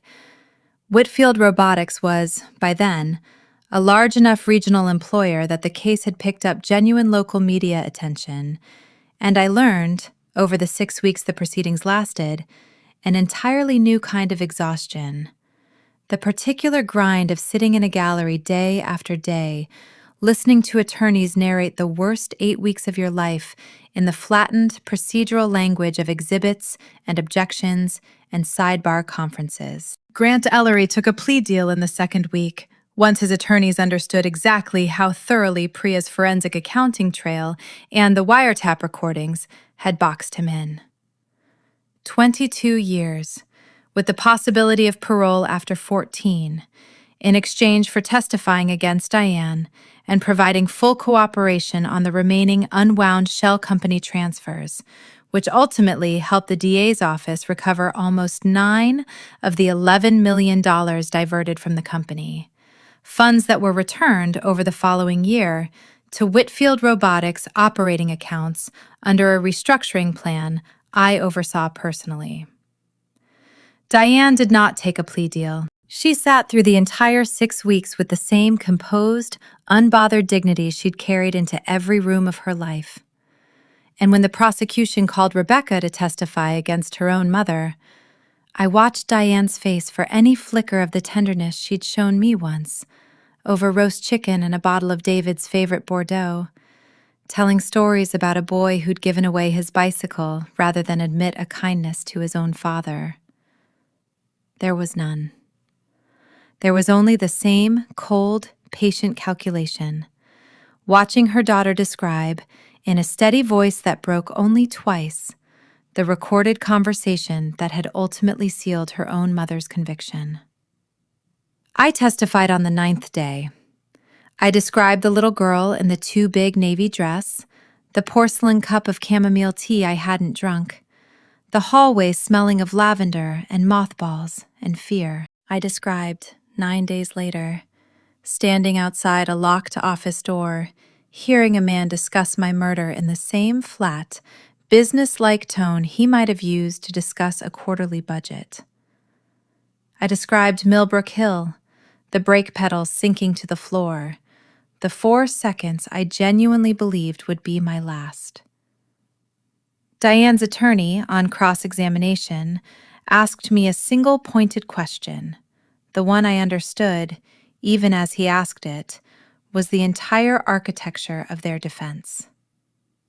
Isn't it true, Mrs. Whitfield, that your husband's death left you with sole personal ownership of his largest single block of company shares, and that your mother-in-law's arrest conveniently eliminates the only person standing between you and permanent, uncontested control of Whitfield Robotics? Yes, I said, and watched several jurors' expressions sharpen with interest. It's also true that I offered, 4 months ago, before any of this went to trial, to place my entire ownership stake into an independent trust overseen by a court-appointed fiduciary until this case concluded, specifically so that no one could ever credibly suggest I had a financial motive to fabricate evidence against my husband's own family. Detective Reyes has that offer on record. I made it the same week I handed her the toxicology report, because I understood, even in the middle of the worst grief of my life, that the truth needed to be strong enough to survive exactly this question. The attorney had no follow-up. The jury deliberated for 11 hours over 2 days.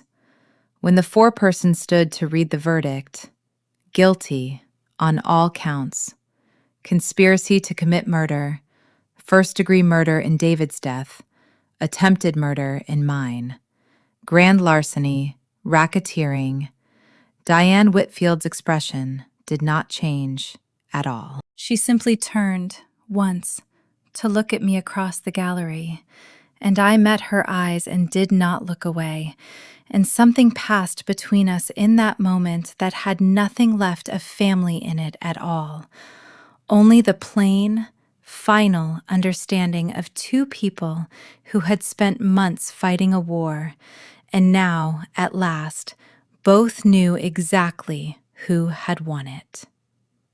Sentencing came 6 weeks after the verdict, and I almost didn't go. Marcus told me I didn't have to, that the outcome was already secured, that watching a judge read numbers into a courtroom record wouldn't give me anything the verdict itself hadn't already given me. But I went anyway, because some part of me, the part that had stood frozen in a hallway smelling of mothballs and lavender, that had held a porcelain cup of poisoned tea in shaking hands, that had felt a brake pedal sink uselessly to the floor of a car on a dark curve, needed to hear the specific arithmetic of what David's life, and the 8 weeks of my own terror had ultimately cost the people who'd taken them. Diane Whitfield was sentenced to life without the possibility of parole. She showed no reaction. Grant Ellery, under the terms of his plea, received 22 years, and when he was led from the courtroom, he looked, briefly, directly at me and mouthed something I couldn't quite make out and didn't especially want to. Rebecca was not charged. The DA's office, weighing her extensive cooperation, the wire recording that had ultimately corroborated the entire wiretap case, and her total lack of involvement in either the embezzlement or the poisoning itself, declined to pursue any charges against her related to her limited, unwitting knowledge of the shell company transfers. She resigned from the Whitfield Robotics board the same week, not because anyone asked her to, but because she told me, over coffee a few days later, that she couldn't sit in the same boardroom where her mother had once described murdering her brother in the same tone she might have used to discuss a catering order. "I keep thinking about all the years I resented David for being the favorite," she told me, turning her cup slowly on the table between us, not quite meeting my eyes.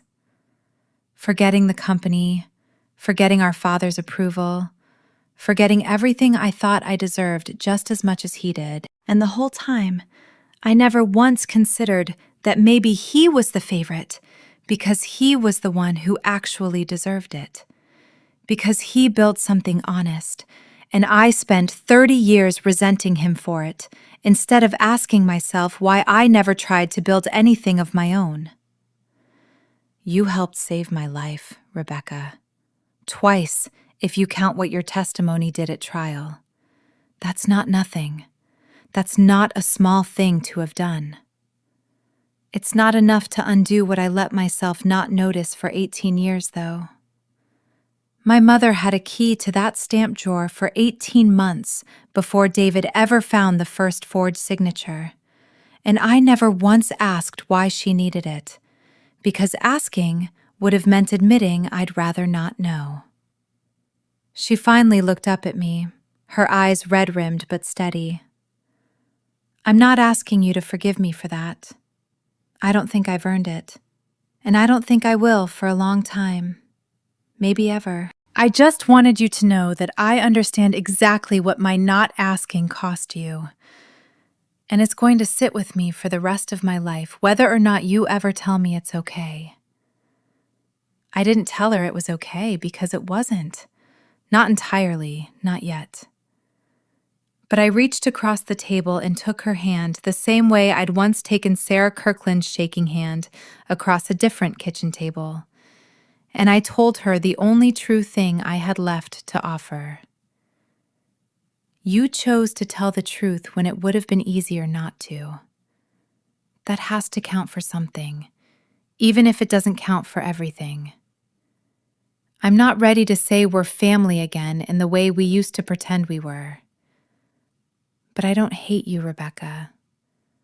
I stopped hating you the night you cried at my kitchen table, and I don't think I'm going to start again."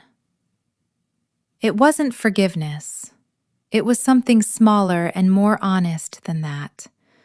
The first uncertain plank of a bridge neither of us knew yet whether we'd ever finish building. But it was something. And after 8 weeks of learning exactly how far the people I'd trusted my whole life could betray me, something honest felt, for the first time in a very long time, like enough. 6 months after the trial ended, I sat in David's old office, mine now, though I'd kept most of it exactly as he'd left it. The same worn leather chair, the same framed photo of the two of us on a beach in Portugal, the same stress ball shaped like a globe still sitting on the corner of the desk where he used to squeeze it absently during long calls. And I signed the paperwork formally reinstating Sarah Kirkland as Whitfield Robotics Director of Financial Compliance, a position I'd created specifically for her, with a mandate broad enough to make certain that nothing like Halcyon Logistics Consulting could ever again move a single dollar through this company's accounts without 3 independent sets of eyes catching it first. She cried when I offered her the job. I told her David would have hired her himself, eventually, if he'd lived long enough to see exactly how thoroughly her instincts had been right about everything. The company itself had changed in ways I don't think even David, for all his careful, patient vision, could have fully anticipated. I'd spent the first 4 months after the trial doing the unglamorous, exhausting work of actually learning the business I now controlled, sitting through supply chain briefings that made my eyes glaze over, learning the difference between the automated inventory systems that had made David's reputation and the newer robotics lines the company had begun developing in his final 2 years. Meeting with 400 employees across 3 facilities who had spent months watching the news coverage of their CEO's murder trial and needed more than anything to look their new majority shareholder in the eye and understand whether she intended to keep her word about protecting their jobs. I kept my word. It cost more than I expected, in every sense. Money, time, the particular loneliness of making decisions I had no formal training to make, alone, in an office that still smelled faintly, if I let myself notice, of David's aftershave on the wool blazer he'd left hanging behind the door, and that I still hadn't been able to make myself remove. But 6 months in, the company was stable, growing even, in the specific, slow, unglamorous way David had always said mattered more than the flashy quarters that made headlines and burned out 3 years later. Priya Anand stayed on as an independent auditor, contracted quarterly, and became, somewhere in that first difficult year, one of the closest friends I had left. Marcus became general counsel, formally, after 11 years of being David's law school friend and 8 months of being the person who'd hidden a manila envelope inside a hollowed-out law book because he'd trusted his friend's instinct that something dangerous was coming. And Detective Alana Reyes, who I'd expected, once the case closed, to fade back into the specific professional distance of someone whose job with me was simply finished, instead called me every few months, unprompted, just to check in. A habit I didn't fully understand until she told me, over coffee almost a year after the trial ended, gruffly, looking anywhere but directly at me, that she didn't get many cases where the person she was protecting made it all the way through to the other side intact. And she'd apparently decided, somewhere in the 8 weeks of Millbrook Hill and wiretaps and boardroom confrontations, that she wasn't quite ready to stop making sure I stayed that way. I thought often in that first year about the specific strange mercy of the thing that had actually saved my life. Not Reyes, not Marcus, not Priya's forensic accounting or Rebecca's courage, or even my own stubborn refusal to drink a cup of poison tea. Though all of those things had mattered, all of those things had been necessary threads in the same rope. What had actually saved my life at the very beginning, before any of the rest of it was even possible, was a 7-year-old girl in a too big navy dress who had learned, far too young, that sometimes the bravest thing a person can do is walk up to a stranger in a hallway and tell her the truth, even when every adult around her had decided the truth was too dangerous to say out loud. I never forgot that. I don't think I ever will. I want to tell you the story ended cleanly there, with a company stabilized and a friendship reforged, and a little girl's drawings taped to a bedroom wall in careful, uneven rows. It very nearly didn't. 14 months after her conviction, Diane Whitfield's attorneys filed an appeal, arguing that the wiretap warrant Reyes had obtained had been improperly issued on the basis of uncorroborated hearsay from an interested party, meaning me, and that without it, the remaining evidence, while suggestive, fell short of the standard required for a first-degree murder conviction. I remember exactly where I was when Marcus called to tell me the appellate court had agreed to hear oral arguments. Standing in the kitchen of the house David and I had bought together, the same kitchen where Rebecca had once sobbed into a mug of coffee she couldn't drink.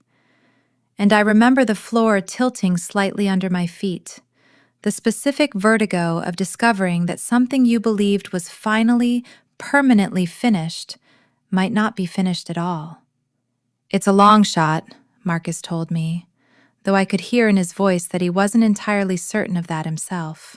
Appellate courts don't love overturning jury verdicts, especially not ones this thoroughly documented. But I won't lie to you, Claire. If that wiretap gets thrown out, the case against Diane gets significantly weaker, and there's a real chance of a retrial, or worse, a reduced sentence on a plea to something short of murder.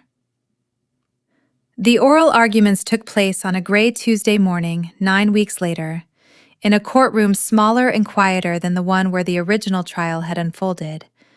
No reporters clustered outside this time, no gallery packed with curious spectators. Just Marcus, myself, Priya, Rebecca, and a panel of 3 appellate judges who spent 90 minutes asking pointed, technical questions about probable cause standards that made my stomach knot tighter with every exchange I only half understood.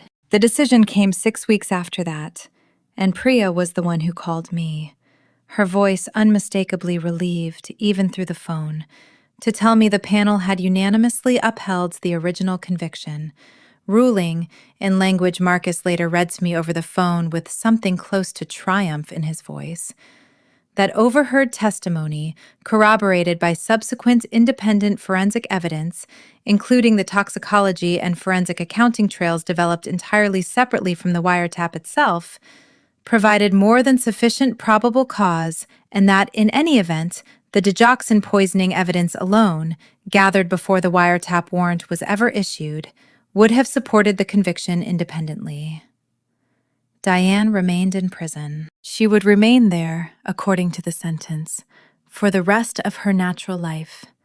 And though I never visited her, never once in all the years since, felt any pull toward the specific closure some people imagine comes from confronting the person who nearly destroyed you, I did, eventually, receive a single letter from her, 18 months after the appeal was denied, written in the same precise, elegant handwriting I remembered from birthday cards and holiday notes across 11 years of a marriage she'd never fully approved of.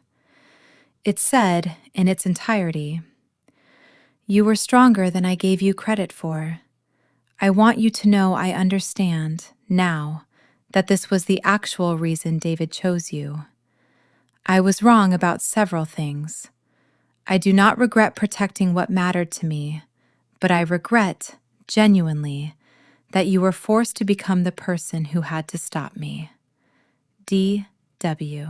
I read it twice, and then I put it in a drawer and I did not answer it, because I understood, finally and completely, that there was nothing left between us that either forgiveness or anger could meaningfully change, and that the only response that mattered had already been given, months earlier, in a courtroom where 12 strangers had listened to the full truth and decided unanimously that it was enough. The reopened investigation into Daniel Reyes's death took considerably less time than David's had. Once Detective Reyes, no relation, still a coincidence that had stopped feeling strange to any of us somewhere around the second year, was able to hand the DA's office a fully assembled case built on the same toxicology methodology, the same shell company trail, and, ultimately, Grant Ellery's own cooperating testimony, delivered as part of his plea agreement, confirming that he and Diane had identified Daniel as a threat 11 months before David ever began asking his own questions, and had used on him the exact same slow, patient method of poisoning they would later use on David. A chilling, deliberate consistency that the prosecutor described in her closing argument at Grant's sentencing hearing as evidence of a defendant who did not stumble into murder, but who had, by the time of Mr. Whitfield's death, already refined it into a practiced method. I sat with Sarah Kirkland through every day of that second, shorter proceeding, the way she had once, in spirit if not in body, sat with me through mine. The two of us in a courtroom gallery, holding hands the way people do when the person beside them is the only one in the room who fully understands what a particular kind of waiting actually costs.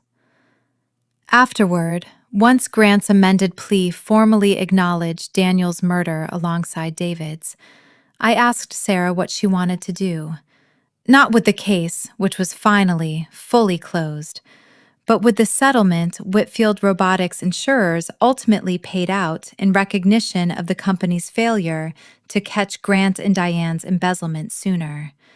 A sum large enough that Sarah, for the first time in nearly 2 years, no longer had to think in terms of survival.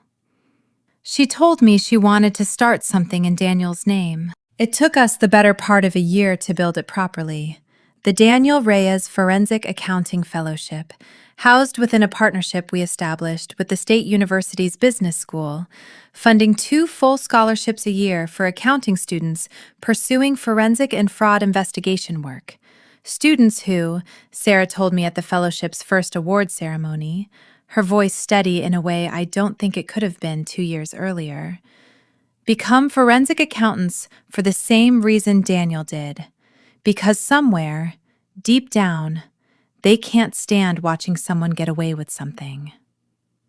Hazel was 9 by the time of that first ceremony, no longer the small, frightened child in a too big navy dress who had grabbed my fingers in a funeral hallway, but a bright, opinionated girl who had, at her mother's gentle encouragement, agreed to say a few words to the small crowd gathered in the university's business school atrium. "My dad found bad numbers," she said, reading from an index card she'd clearly rehearsed with, in handwriting I recognized from the drawing still taped to her bedroom wall.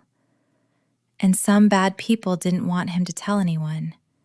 He told anyway, because he thought it mattered more to be honest than to be safe. I think that's the bravest thing a person can do, and I want to be like that when I grow up." She looked up from the card, found me in the small crowd, and added, unscripted, in the direct, unguarded way children say the truest things, "My mom's friend Claire taught me that being brave doesn't mean you're not scared.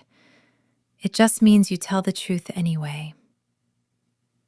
I did not remember teaching her that, specifically, in any single conversation I could point to, but I understood, watching her step down from the small podium to her mother's proud, tearful embrace, that somewhere, across 2 years of drawings and coloring books and quiet Sunday visits, I had, apparently, without entirely meaning to, become something like family to a little girl who had once risked everything she understood about safety to save a stranger's life in a funeral home hallway, and that whatever else this whole terrible, transformative ordeal had cost me, it had also given me that, unexpectedly, permanently, and I would not have traded it back for anything, not even for getting David back, because I understood, with the particular clarity grief eventually grants you if you let it, that David would have wanted exactly this: the truth told, the guilty punished, and something good, something durable, built carefully out of the wreckage of what they'd taken from all of us. The first anniversary of David's death arrived quietly, the way I imagine all anniversaries eventually do once the initial trauma of a date has been survived once and therefore proven survivable. Not painless, never painless, but no longer the same raw, disorienting wound it had been the year before, when I'd spent the entire day unable to remember, afterward, a single thing I'd actually done with the hours between waking and sleeping. I drove out to the cemetery alone that morning, before the office opened, before Rebecca's now standing invitation to bring flowers together could turn the visit into something more social than I wanted it to be that particular day. David's headstone was simple, granite. Exactly what he would have chosen for himself if anyone had ever thought to ask a 38-year-old man what he wanted engraved on his own grave. His name, the dates, and a single line I'd chosen myself 3 weeks after the funeral, back when I still believed his death had been nothing crueler than bad luck. He built things that outlasted him. I hadn't changed the epitaph, even after everything. If anything, I understood it more fully now than I had the day I chose it.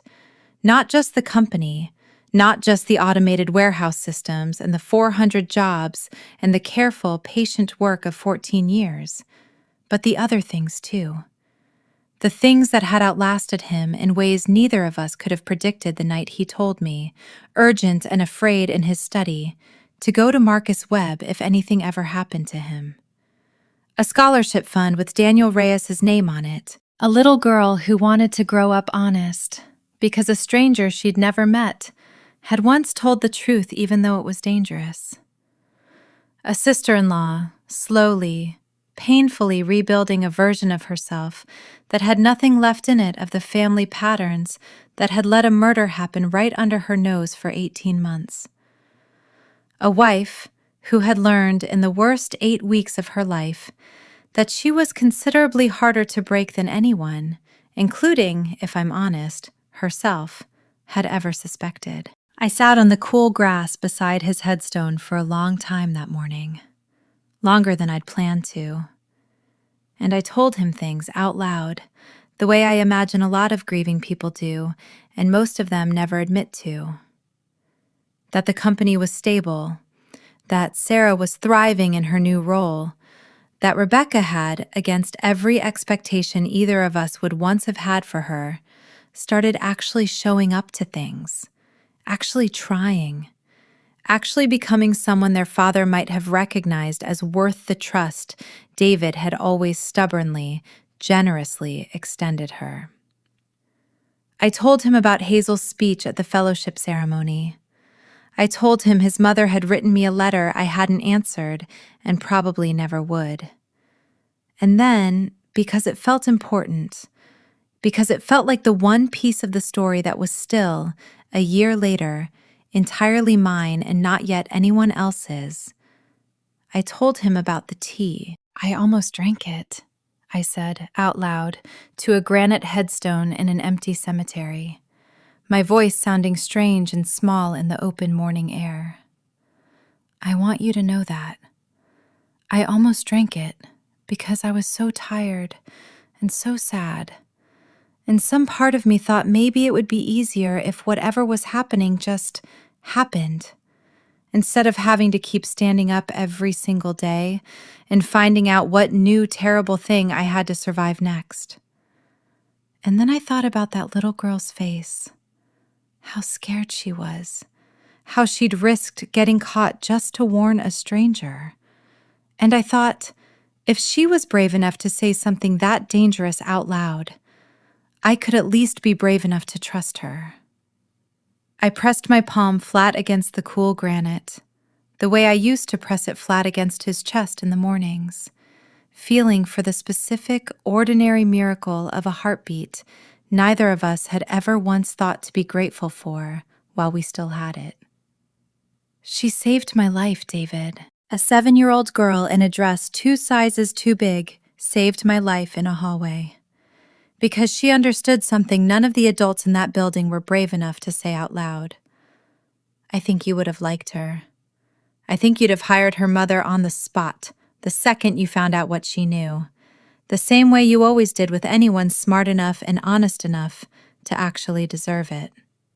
I sat there until the cold seeped fully through my jeans, and then I stood, brushed the grass from my knees, and drove to the office, because it was a Tuesday, and there were 400 employees counting on the company still standing at the end of the week. And David, whatever else he had or hadn't managed to protect in the final weeks of his life, had at least managed to protect that. A business worth showing up for, and a wife, in the end, stubborn enough to keep showing up for it in his place. I should tell you what happened to Rebecca because I think it matters, and because it would be too easy, in a story shaped like this one, to leave her exactly where I left her in that kitchen, sobbing, a wire taped beneath her blazer, useful and pitiable and nothing more. People are rarely that simple, even the ones who spend years giving you every reason to believe otherwise. She didn't come back to Whitfield Robotics, not in any formal capacity. She told me, more than once, that she needed to build something that was hers, entirely hers, free of both her mother's shadow and her brother's legacy, before she could trust herself around either one again. It took her the better part of 2 years, but she eventually opened a small consulting firm specializing in nonprofit financial governance, an ironic specialty she admitted to me once, wry and a little rueful, for a woman whose own family had spent nearly 2 decades quietly looting a for-profit company. But she said the irony was precisely the point. "I know exactly what it looks like when someone's hiding something in the numbers," she told me. "I grew up watching it happen and telling myself I didn't see it. I figure the least I can do with that particular expertise is spend the rest of my career making sure other people's boards actually see what's in front of them." Her firm did well. Slowly, honestly, the way David's company had. And I think that similarity was not an accident. I think Rebecca had spent 30 years resenting her brother for a version of success she'd never actually understood the mechanics of, and only in trying, painstakingly, to build something honest of her own did she finally learn what that success had actually cost him, and what it had never once cost their mother, who had built nothing at all and simply taken. We had dinner together every few months, just the two of us. An arrangement that started awkwardly. 2 women who had spent 11 years performing a cordial, hollow version of family, trying to figure out what an honest version might actually look like, and slowly became something neither of us had expected. A real friendship, built not on the family ties that had failed us both so completely, but on the specific, hard-won trust of 2 people who had survived the same catastrophe from different angles and had chosen, deliberately, to keep choosing each other afterward. "I used to think David got everything," she told me once, 2 years after the trial, over a bottle of wine that wasn't the Bordeaux either of us could quite bring ourselves to order anymore. The company, the name, the easy confidence, even you, honestly, though I'd never have admitted that while he was alive. I spent so long being angry about what I thought I'd been denied that I never once asked myself what I actually wanted to build, as opposed to what I wanted to inherit. She turned her glass slowly by its stem, the way she always did when she was working up to saying something she found difficult. "I think that's the real difference between my mother and my brother, in the end. David built. Our mother only ever took, and dressed it up as protecting what she'd built, when really, she'd never built anything at all. She'd just made sure to always be standing close enough to whatever David built that she could claim a piece of it." She looked up at me. "I don't want to be like that anymore." I don't think I ever really understood the difference until I watched her stand up in that boardroom and admit she'd have done it all again. I told her I thought she'd already stopped being like that, months earlier, the night she showed up at my kitchen table, unable to sleep and unwilling, finally, to keep not asking the questions she'd spent 18 years too comfortable to ask. She didn't quite believe me, not fully, not that night. I don't think guilt of that particular magnitude ever fully resolves itself into simple forgiveness, for the person carrying it or the person who might grant it. But I watched her, over the following years, become someone steadier, someone whose word I trusted, someone who showed up, reliably and without being asked, for every part of my life that mattered, in a way her brother, had he lived, would have been quietly, deeply proud to see. 6 years after the trial, I received a letter from the State Parole Board notifying me, as the primary victim's representative in the case, that Grant Ellery had become eligible for an initial parole hearing under the terms of his plea agreement, and that I had the right, if I chose, to submit a statement or attend in person. I almost didn't go. 6 years had built, brick by careful brick, a life I was genuinely proud of. The company thriving, Rebecca's friendship steady and real, Hazel now 13 and startlingly, wonderfully opinionated, Sarah's fellowship program having funded, by that point, 12 full scholarships for young forensic accountants who would spend their careers doing exactly the kind of work that had gotten her partner killed. I had, in the specific and hard-won way survivors sometimes manage, actually moved forward. And some part of me worried that sitting in a hearing room across from Grant Ellery again might undo threads I'd spent 6 years carefully weaving. I went anyway, because I understood by then that the version of myself who'd frozen in that hallway, who'd nearly drunk a cup of poisoned tea out of sheer exhaustion, needed to see, with her own eyes, that the man responsible for that fear no longer had any power over the shape of my life at all. Grant looked older than 6 years should have made him, grayer, thinner, the practice charm that had once made him so effective at managing crises and managing people, entirely stripped away by 6 years of a life considerably less comfortable than the one he'd tried to steal for himself. He didn't look at me when I gave my statement. He kept his eyes fixed on the table in front of him, and I watched his hands, folded there, tighten almost imperceptibly with every sentence. Grant Ellery poisoned my husband, slowly, over 6 weeks, watching him grow sicker every day while pretending at our dinner table in our home to be his closest friend. I told the panel, my voice steadier than I'd expected it to be. He then attempted to murder me as well, first at my husband's own funeral, and then again by sabotaging my vehicle, an attempt that very nearly succeeded and that I still, 6 years later, occasionally dream about. The specific sensation of a brake pedal offering no resistance at all. I am not here to tell this panel what to decide. I understand parole eligibility exists for reasons beyond any single victim's preference, but I want the record to reflect that the man sitting in this room did not commit a crime of passion or desperation or a single terrible mistake. He committed a calculated, patient murder over 6 weeks, and when that wasn't enough to secure what he wanted, he calculated a second one. And I do not believe 6 years is sufficient time for someone capable of that particular kind of patience to have become someone incapable of it again. The panel denied parole. Grant would become eligible again in 3 years, and I understood, walking out of that hearing room into the gray afternoon light, that I would likely be back here again, and again after that, for as many years as the process required. Not out of vengeance, exactly, though I won't pretend some part of it wasn't that, but out of the same stubborn, clear-eyed commitment to the truth that a 7-year-old girl in a too big navy dress had once shown me was possible, even when it was frightening, even when the easier thing would have been to stay quiet. I drove home that evening and found Hazel and Sarah waiting for me on my front porch, an arrangement we'd made weeks earlier, Sarah's quiet way of making sure I wouldn't have to come home alone to an empty house after a day like that.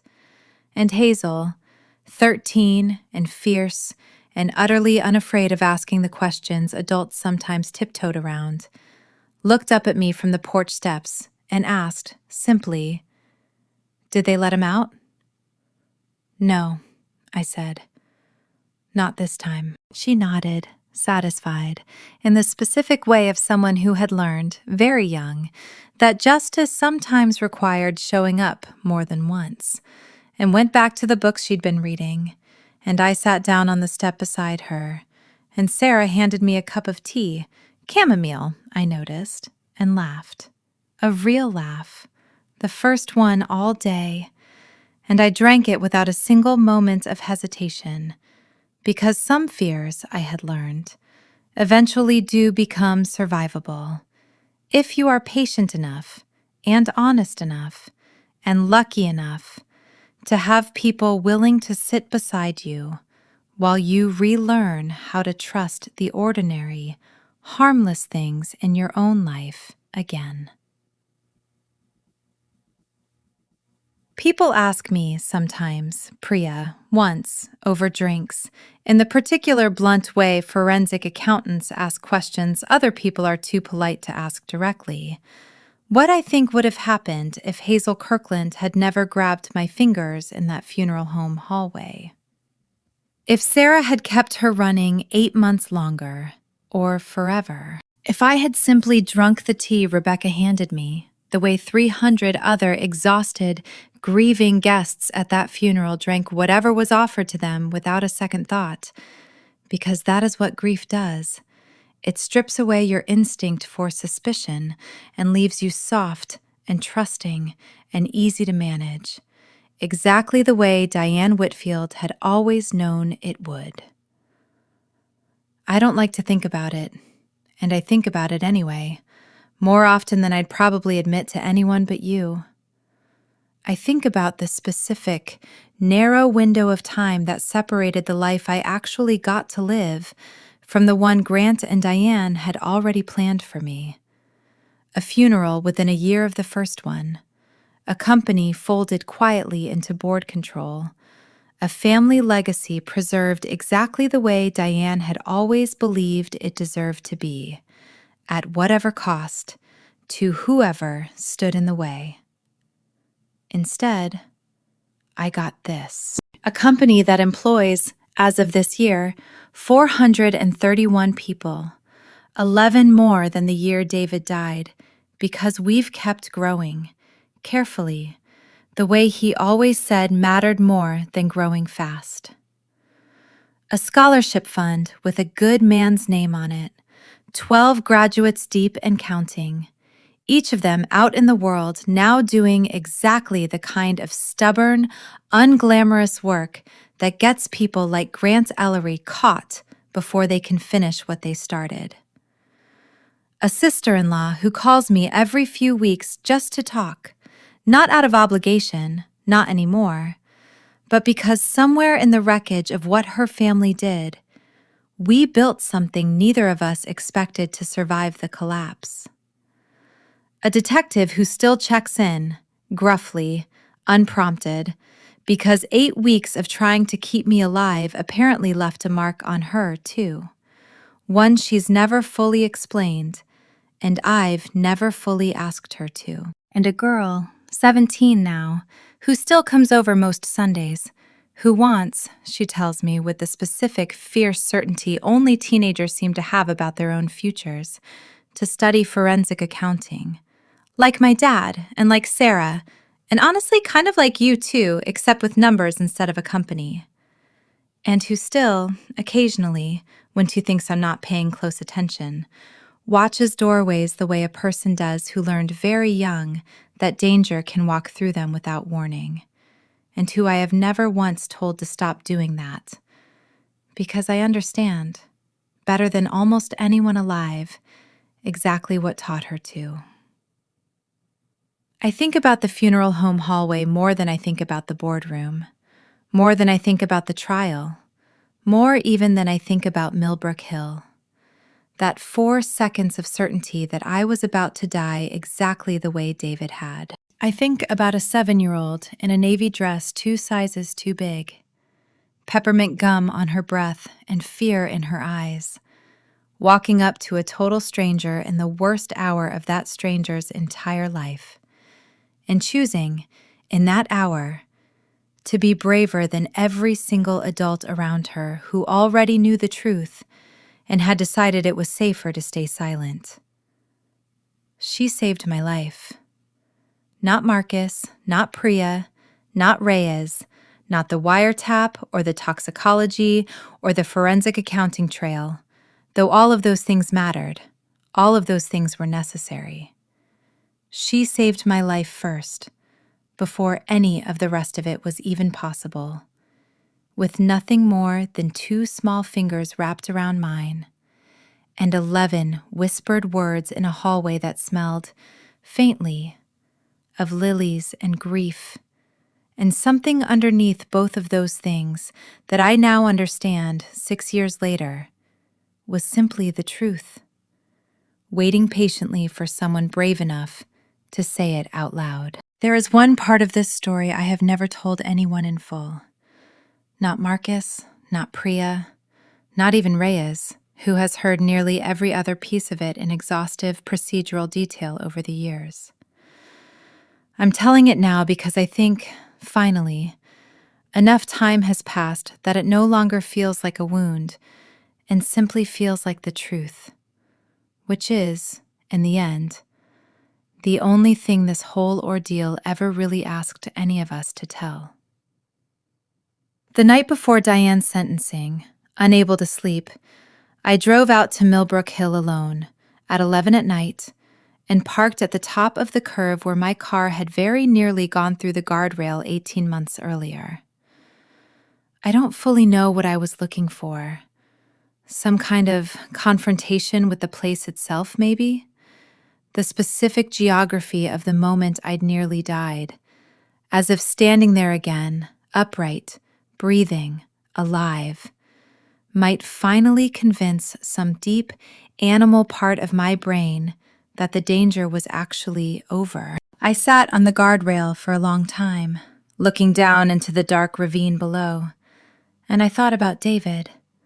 Not the David of the boardroom or the funeral or the study where he'd gripped my hand and told me to be smart, but an earlier David, 26 years old, sitting cross-legged on the floor of a rented duplex garage with grease on his hands and an expression of such pure, uncomplicated joy that I had fallen in love with him, irreversibly, within about 3 weeks of meeting him, long before either of us had any idea what the next 14 years would eventually cost either of us.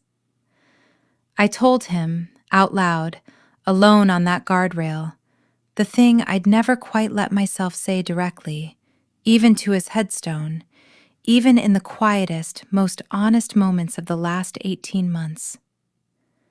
"I'm angry at you," I said, into the dark, my voice small against the sound of wind moving through the trees below. "I'm angry that you knew something was wrong and you didn't tell me everything. And I'm angry that you told me to go to Marcus instead of just telling me yourself. And I'm angry that I had to learn who actually murdered you from a forensic accountant's spreadsheet instead of from you. Because you decided, the way you always decided things, that protecting me meant keeping me in the dark until it was already too late to matter." The wind picked up, cold, and I pulled my coat tighter around myself and kept going, because I understood, somewhere in the middle of saying it, that I needed to finish. And I'm angry that I had to become someone so much harder than I used to be in order to survive what your family did to both of us. And I don't know yet whether I actually like the person that turned me into, even though I'm proud of what she managed to do. Nothing answered me, of course. There was only the wind, and the dark ravine below, and the specific silence of a road at 11 at night that had once, very nearly, been the last thing I ever saw. But something loosened in my chest that night, some knot I hadn't fully realized I'd been carrying for 18 months, and I understood, driving home afterward with both hands steady on the wheel, that I had finally said the thing grief usually never lets you say cleanly.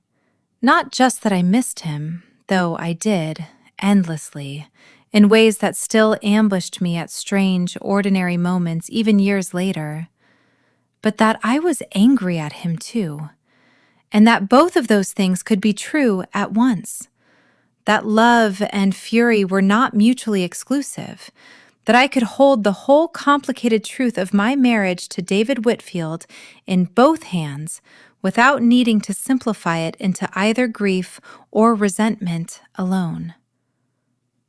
I never told Reyes about that night on Millbrook Hill. I don't think she'd have understood why I needed to go back there, and I'm not sure I fully understood it myself until years later, writing all of this down for the first time and finally seeing the whole shape of it laid out in order. The hallway, the tea, the brake pedal, the boardroom, the the guardrail, and the long, difficult work of learning to keep living in the space between all of them. 7 years after that funeral, I stood at the front of a very different room. Not a chapel, not a boardroom, but the University Business School atrium where Sarah and I had launched the Daniel Reyes Fellowship all those years earlier, now hosting its annual award ceremony for the 7th time. 12 new graduates in the audience alongside the 12 before them.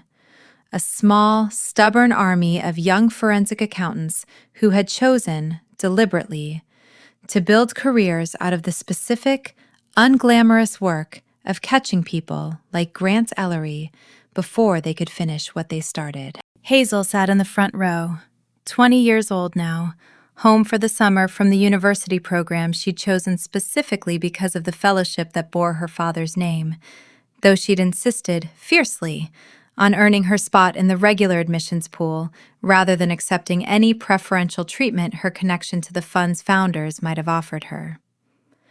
She caught my eye from the front row and grinned, and I felt the same specific ache I always felt looking at her now.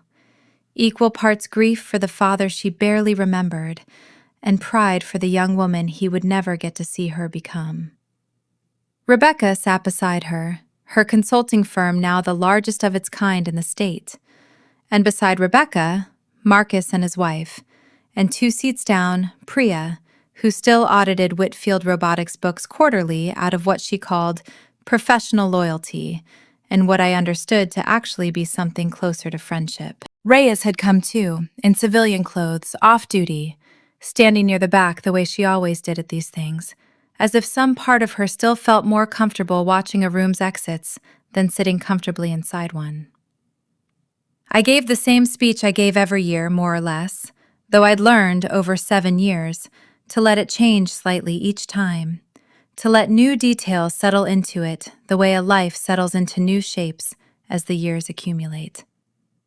I talked about Daniel Reyes, a man I'd never had the chance to meet, whose stubborn insistence on the truth had cost him his life, and indirectly, 7 years later, was still funding the careers of a dozen strangers a year who would spend their own lives doing exactly the work he'd died for. I talked about David, briefly, the way I always did, careful not to let his memory overshadow the ceremony that existed to honor someone else's sacrifice. And then, the way I always closed, I talked about the hallway. 7 years ago, I told the room, the way I told it every year, though I noticed, this time, that my voice carried none of the tremor it used to carry in the earliest tellings. A 7-year-old girl walked up to a total stranger in a funeral home hallway and told her the truth, even though telling that truth was dangerous, even though every adult in her life had told her, implicitly or explicitly, that silence was safer. That single act of courage, a child's courage, the simplest and most honest kind there is the entire reason I am standing in front of you today, instead of having become, 7 years ago, one more name in a case file no one ever solved. I found Hazel's eyes across the room, and she held my gaze, steady, unembarrassed, 20 years old and entirely unafraid of being seen. Every one of you sitting in this audience chose a career built on that same principle, that the truth matters more than safety, that some things are worth the risk of saying out loud. I am endlessly, permanently grateful that you did. And I hope, whatever careers you go on to build, whatever quiet frauds you eventually catch, whatever families you eventually protect from people who believe they're entitled to take whatever they want as long as no one's brave enough to stop them, I hope you remember that it doesn't take an army to change the outcome of a story like this one. Sometimes it just takes one person of any age, in any doorway, willing to say the one true thing everyone else is too afraid to say.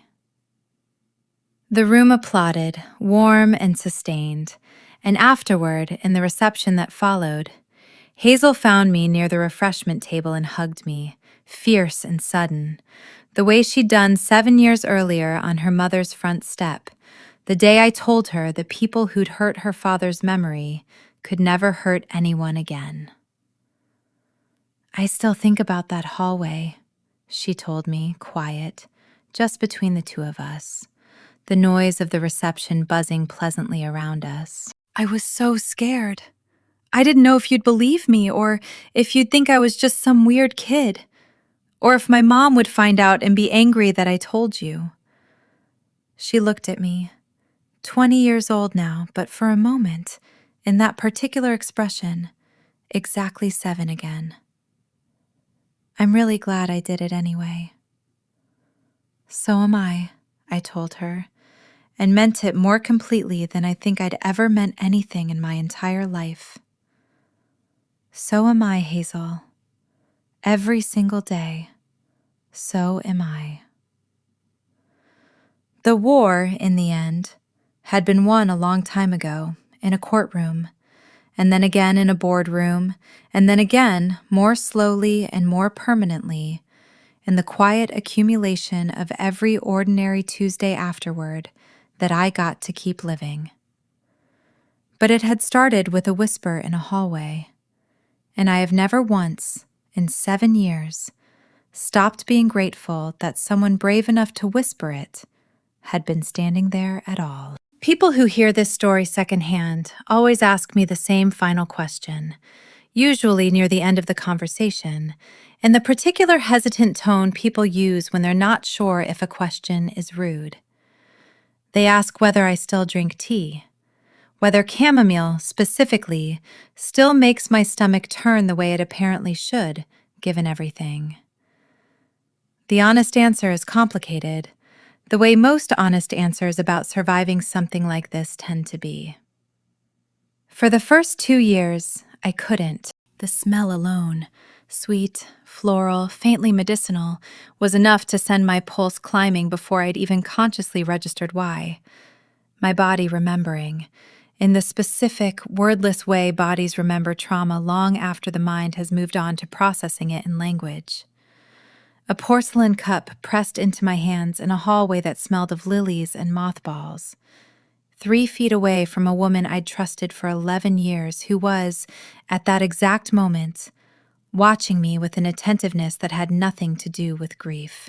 It was Hazel, of all people, who eventually talked me back into it, 9 years old by then, staying over on a Sunday afternoon while her mother ran errands, rummaging through my kitchen cabinets with the particular unselfconscious thoroughness of a child who has never learned that other people's houses require restraint, and holding up a box of chamomile tea bags I'd bought years earlier and never once opened, still sealed, gathering dust at the back of a cabinet I mostly avoided.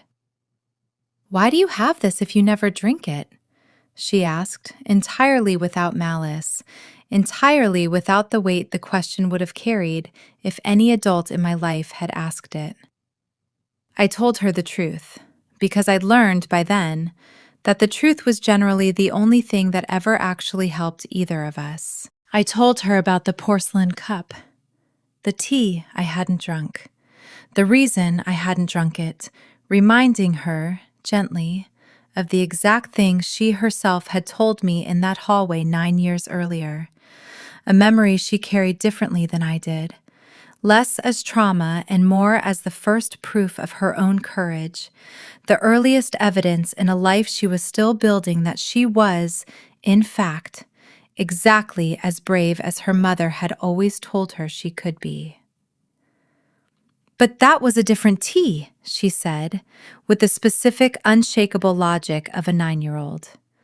"That tea was poisoned. This tea is just tea. You could make this tea and it would just be tea, because nobody bad is here and I'm here, and I would tell you if something was wrong, the same way I told you before." She looked at me with an expression of such calm, matter-of-fact certainty that I found myself, almost against my will, reaching for the kettle. Can we make some?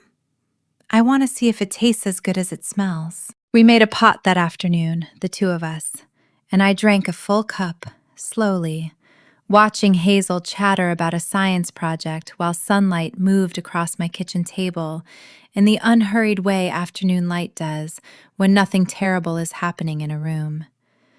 And I understood, somewhere in the middle of that ordinary, unremarkable cup of tea, that this, precisely this, an unremarkable afternoon, a child's uncomplicated company, a warm drink that was simply, finally, only what it appeared to be, was the actual shape of the life I had fought so hard to keep. Not a courtroom victory, not a verdict or a sentencing or a parole hearing denied.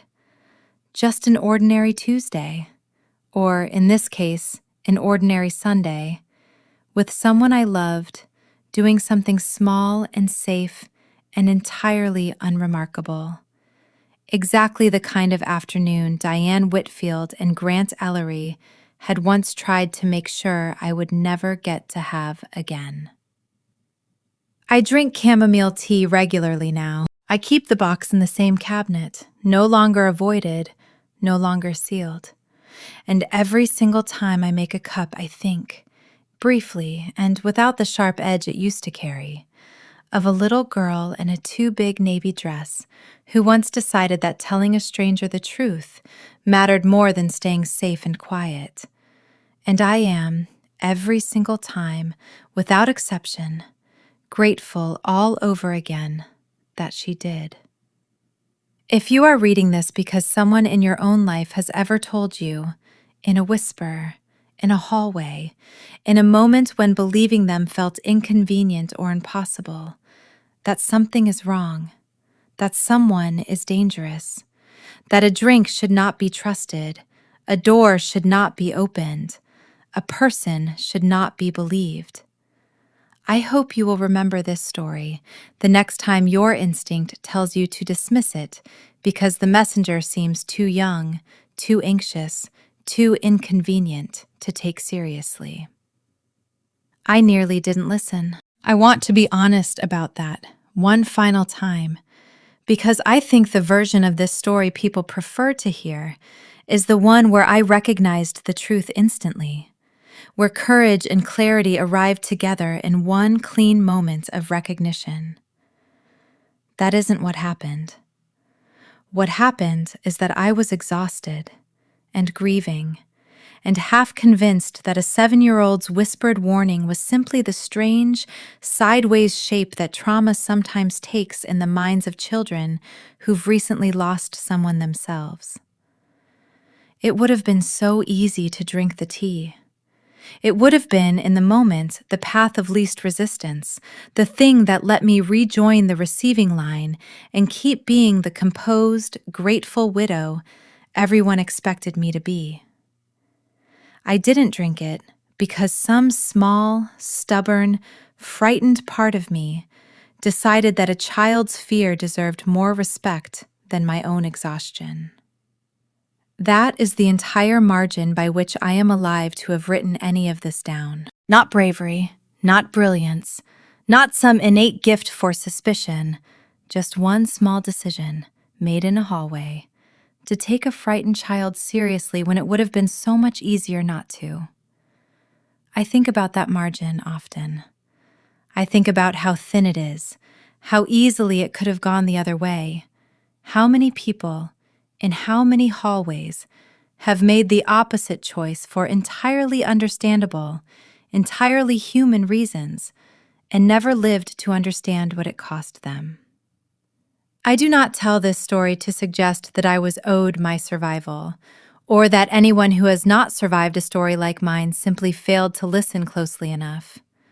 I tell it because I believe completely that the world needs more people willing to be the person in that hallway, the child brave enough to whisper the warning, and the exhausted, grieving, half-convinced adult brave enough, in the end, to listen. David built a company that outlasted him. I like to think, in whatever small way a story like this one can matter to the strangers who eventually hear it, that this is the thing I managed to build in his place. Not a warehouse system, not an inventory algorithm, but a small, stubborn insistence that the truth is always worth telling and always worth believing, no matter how young or frightened or inconvenient the person telling it happens to be. That is the whole of what I have to offer you at the end of all of this. A hallway, a whisper, a cup of tea I did not drink, and a debt to a 7-year-old girl in a too big navy dress that I will spend the rest of my life trying, in every ordinary and extraordinary way I can manage, to repay.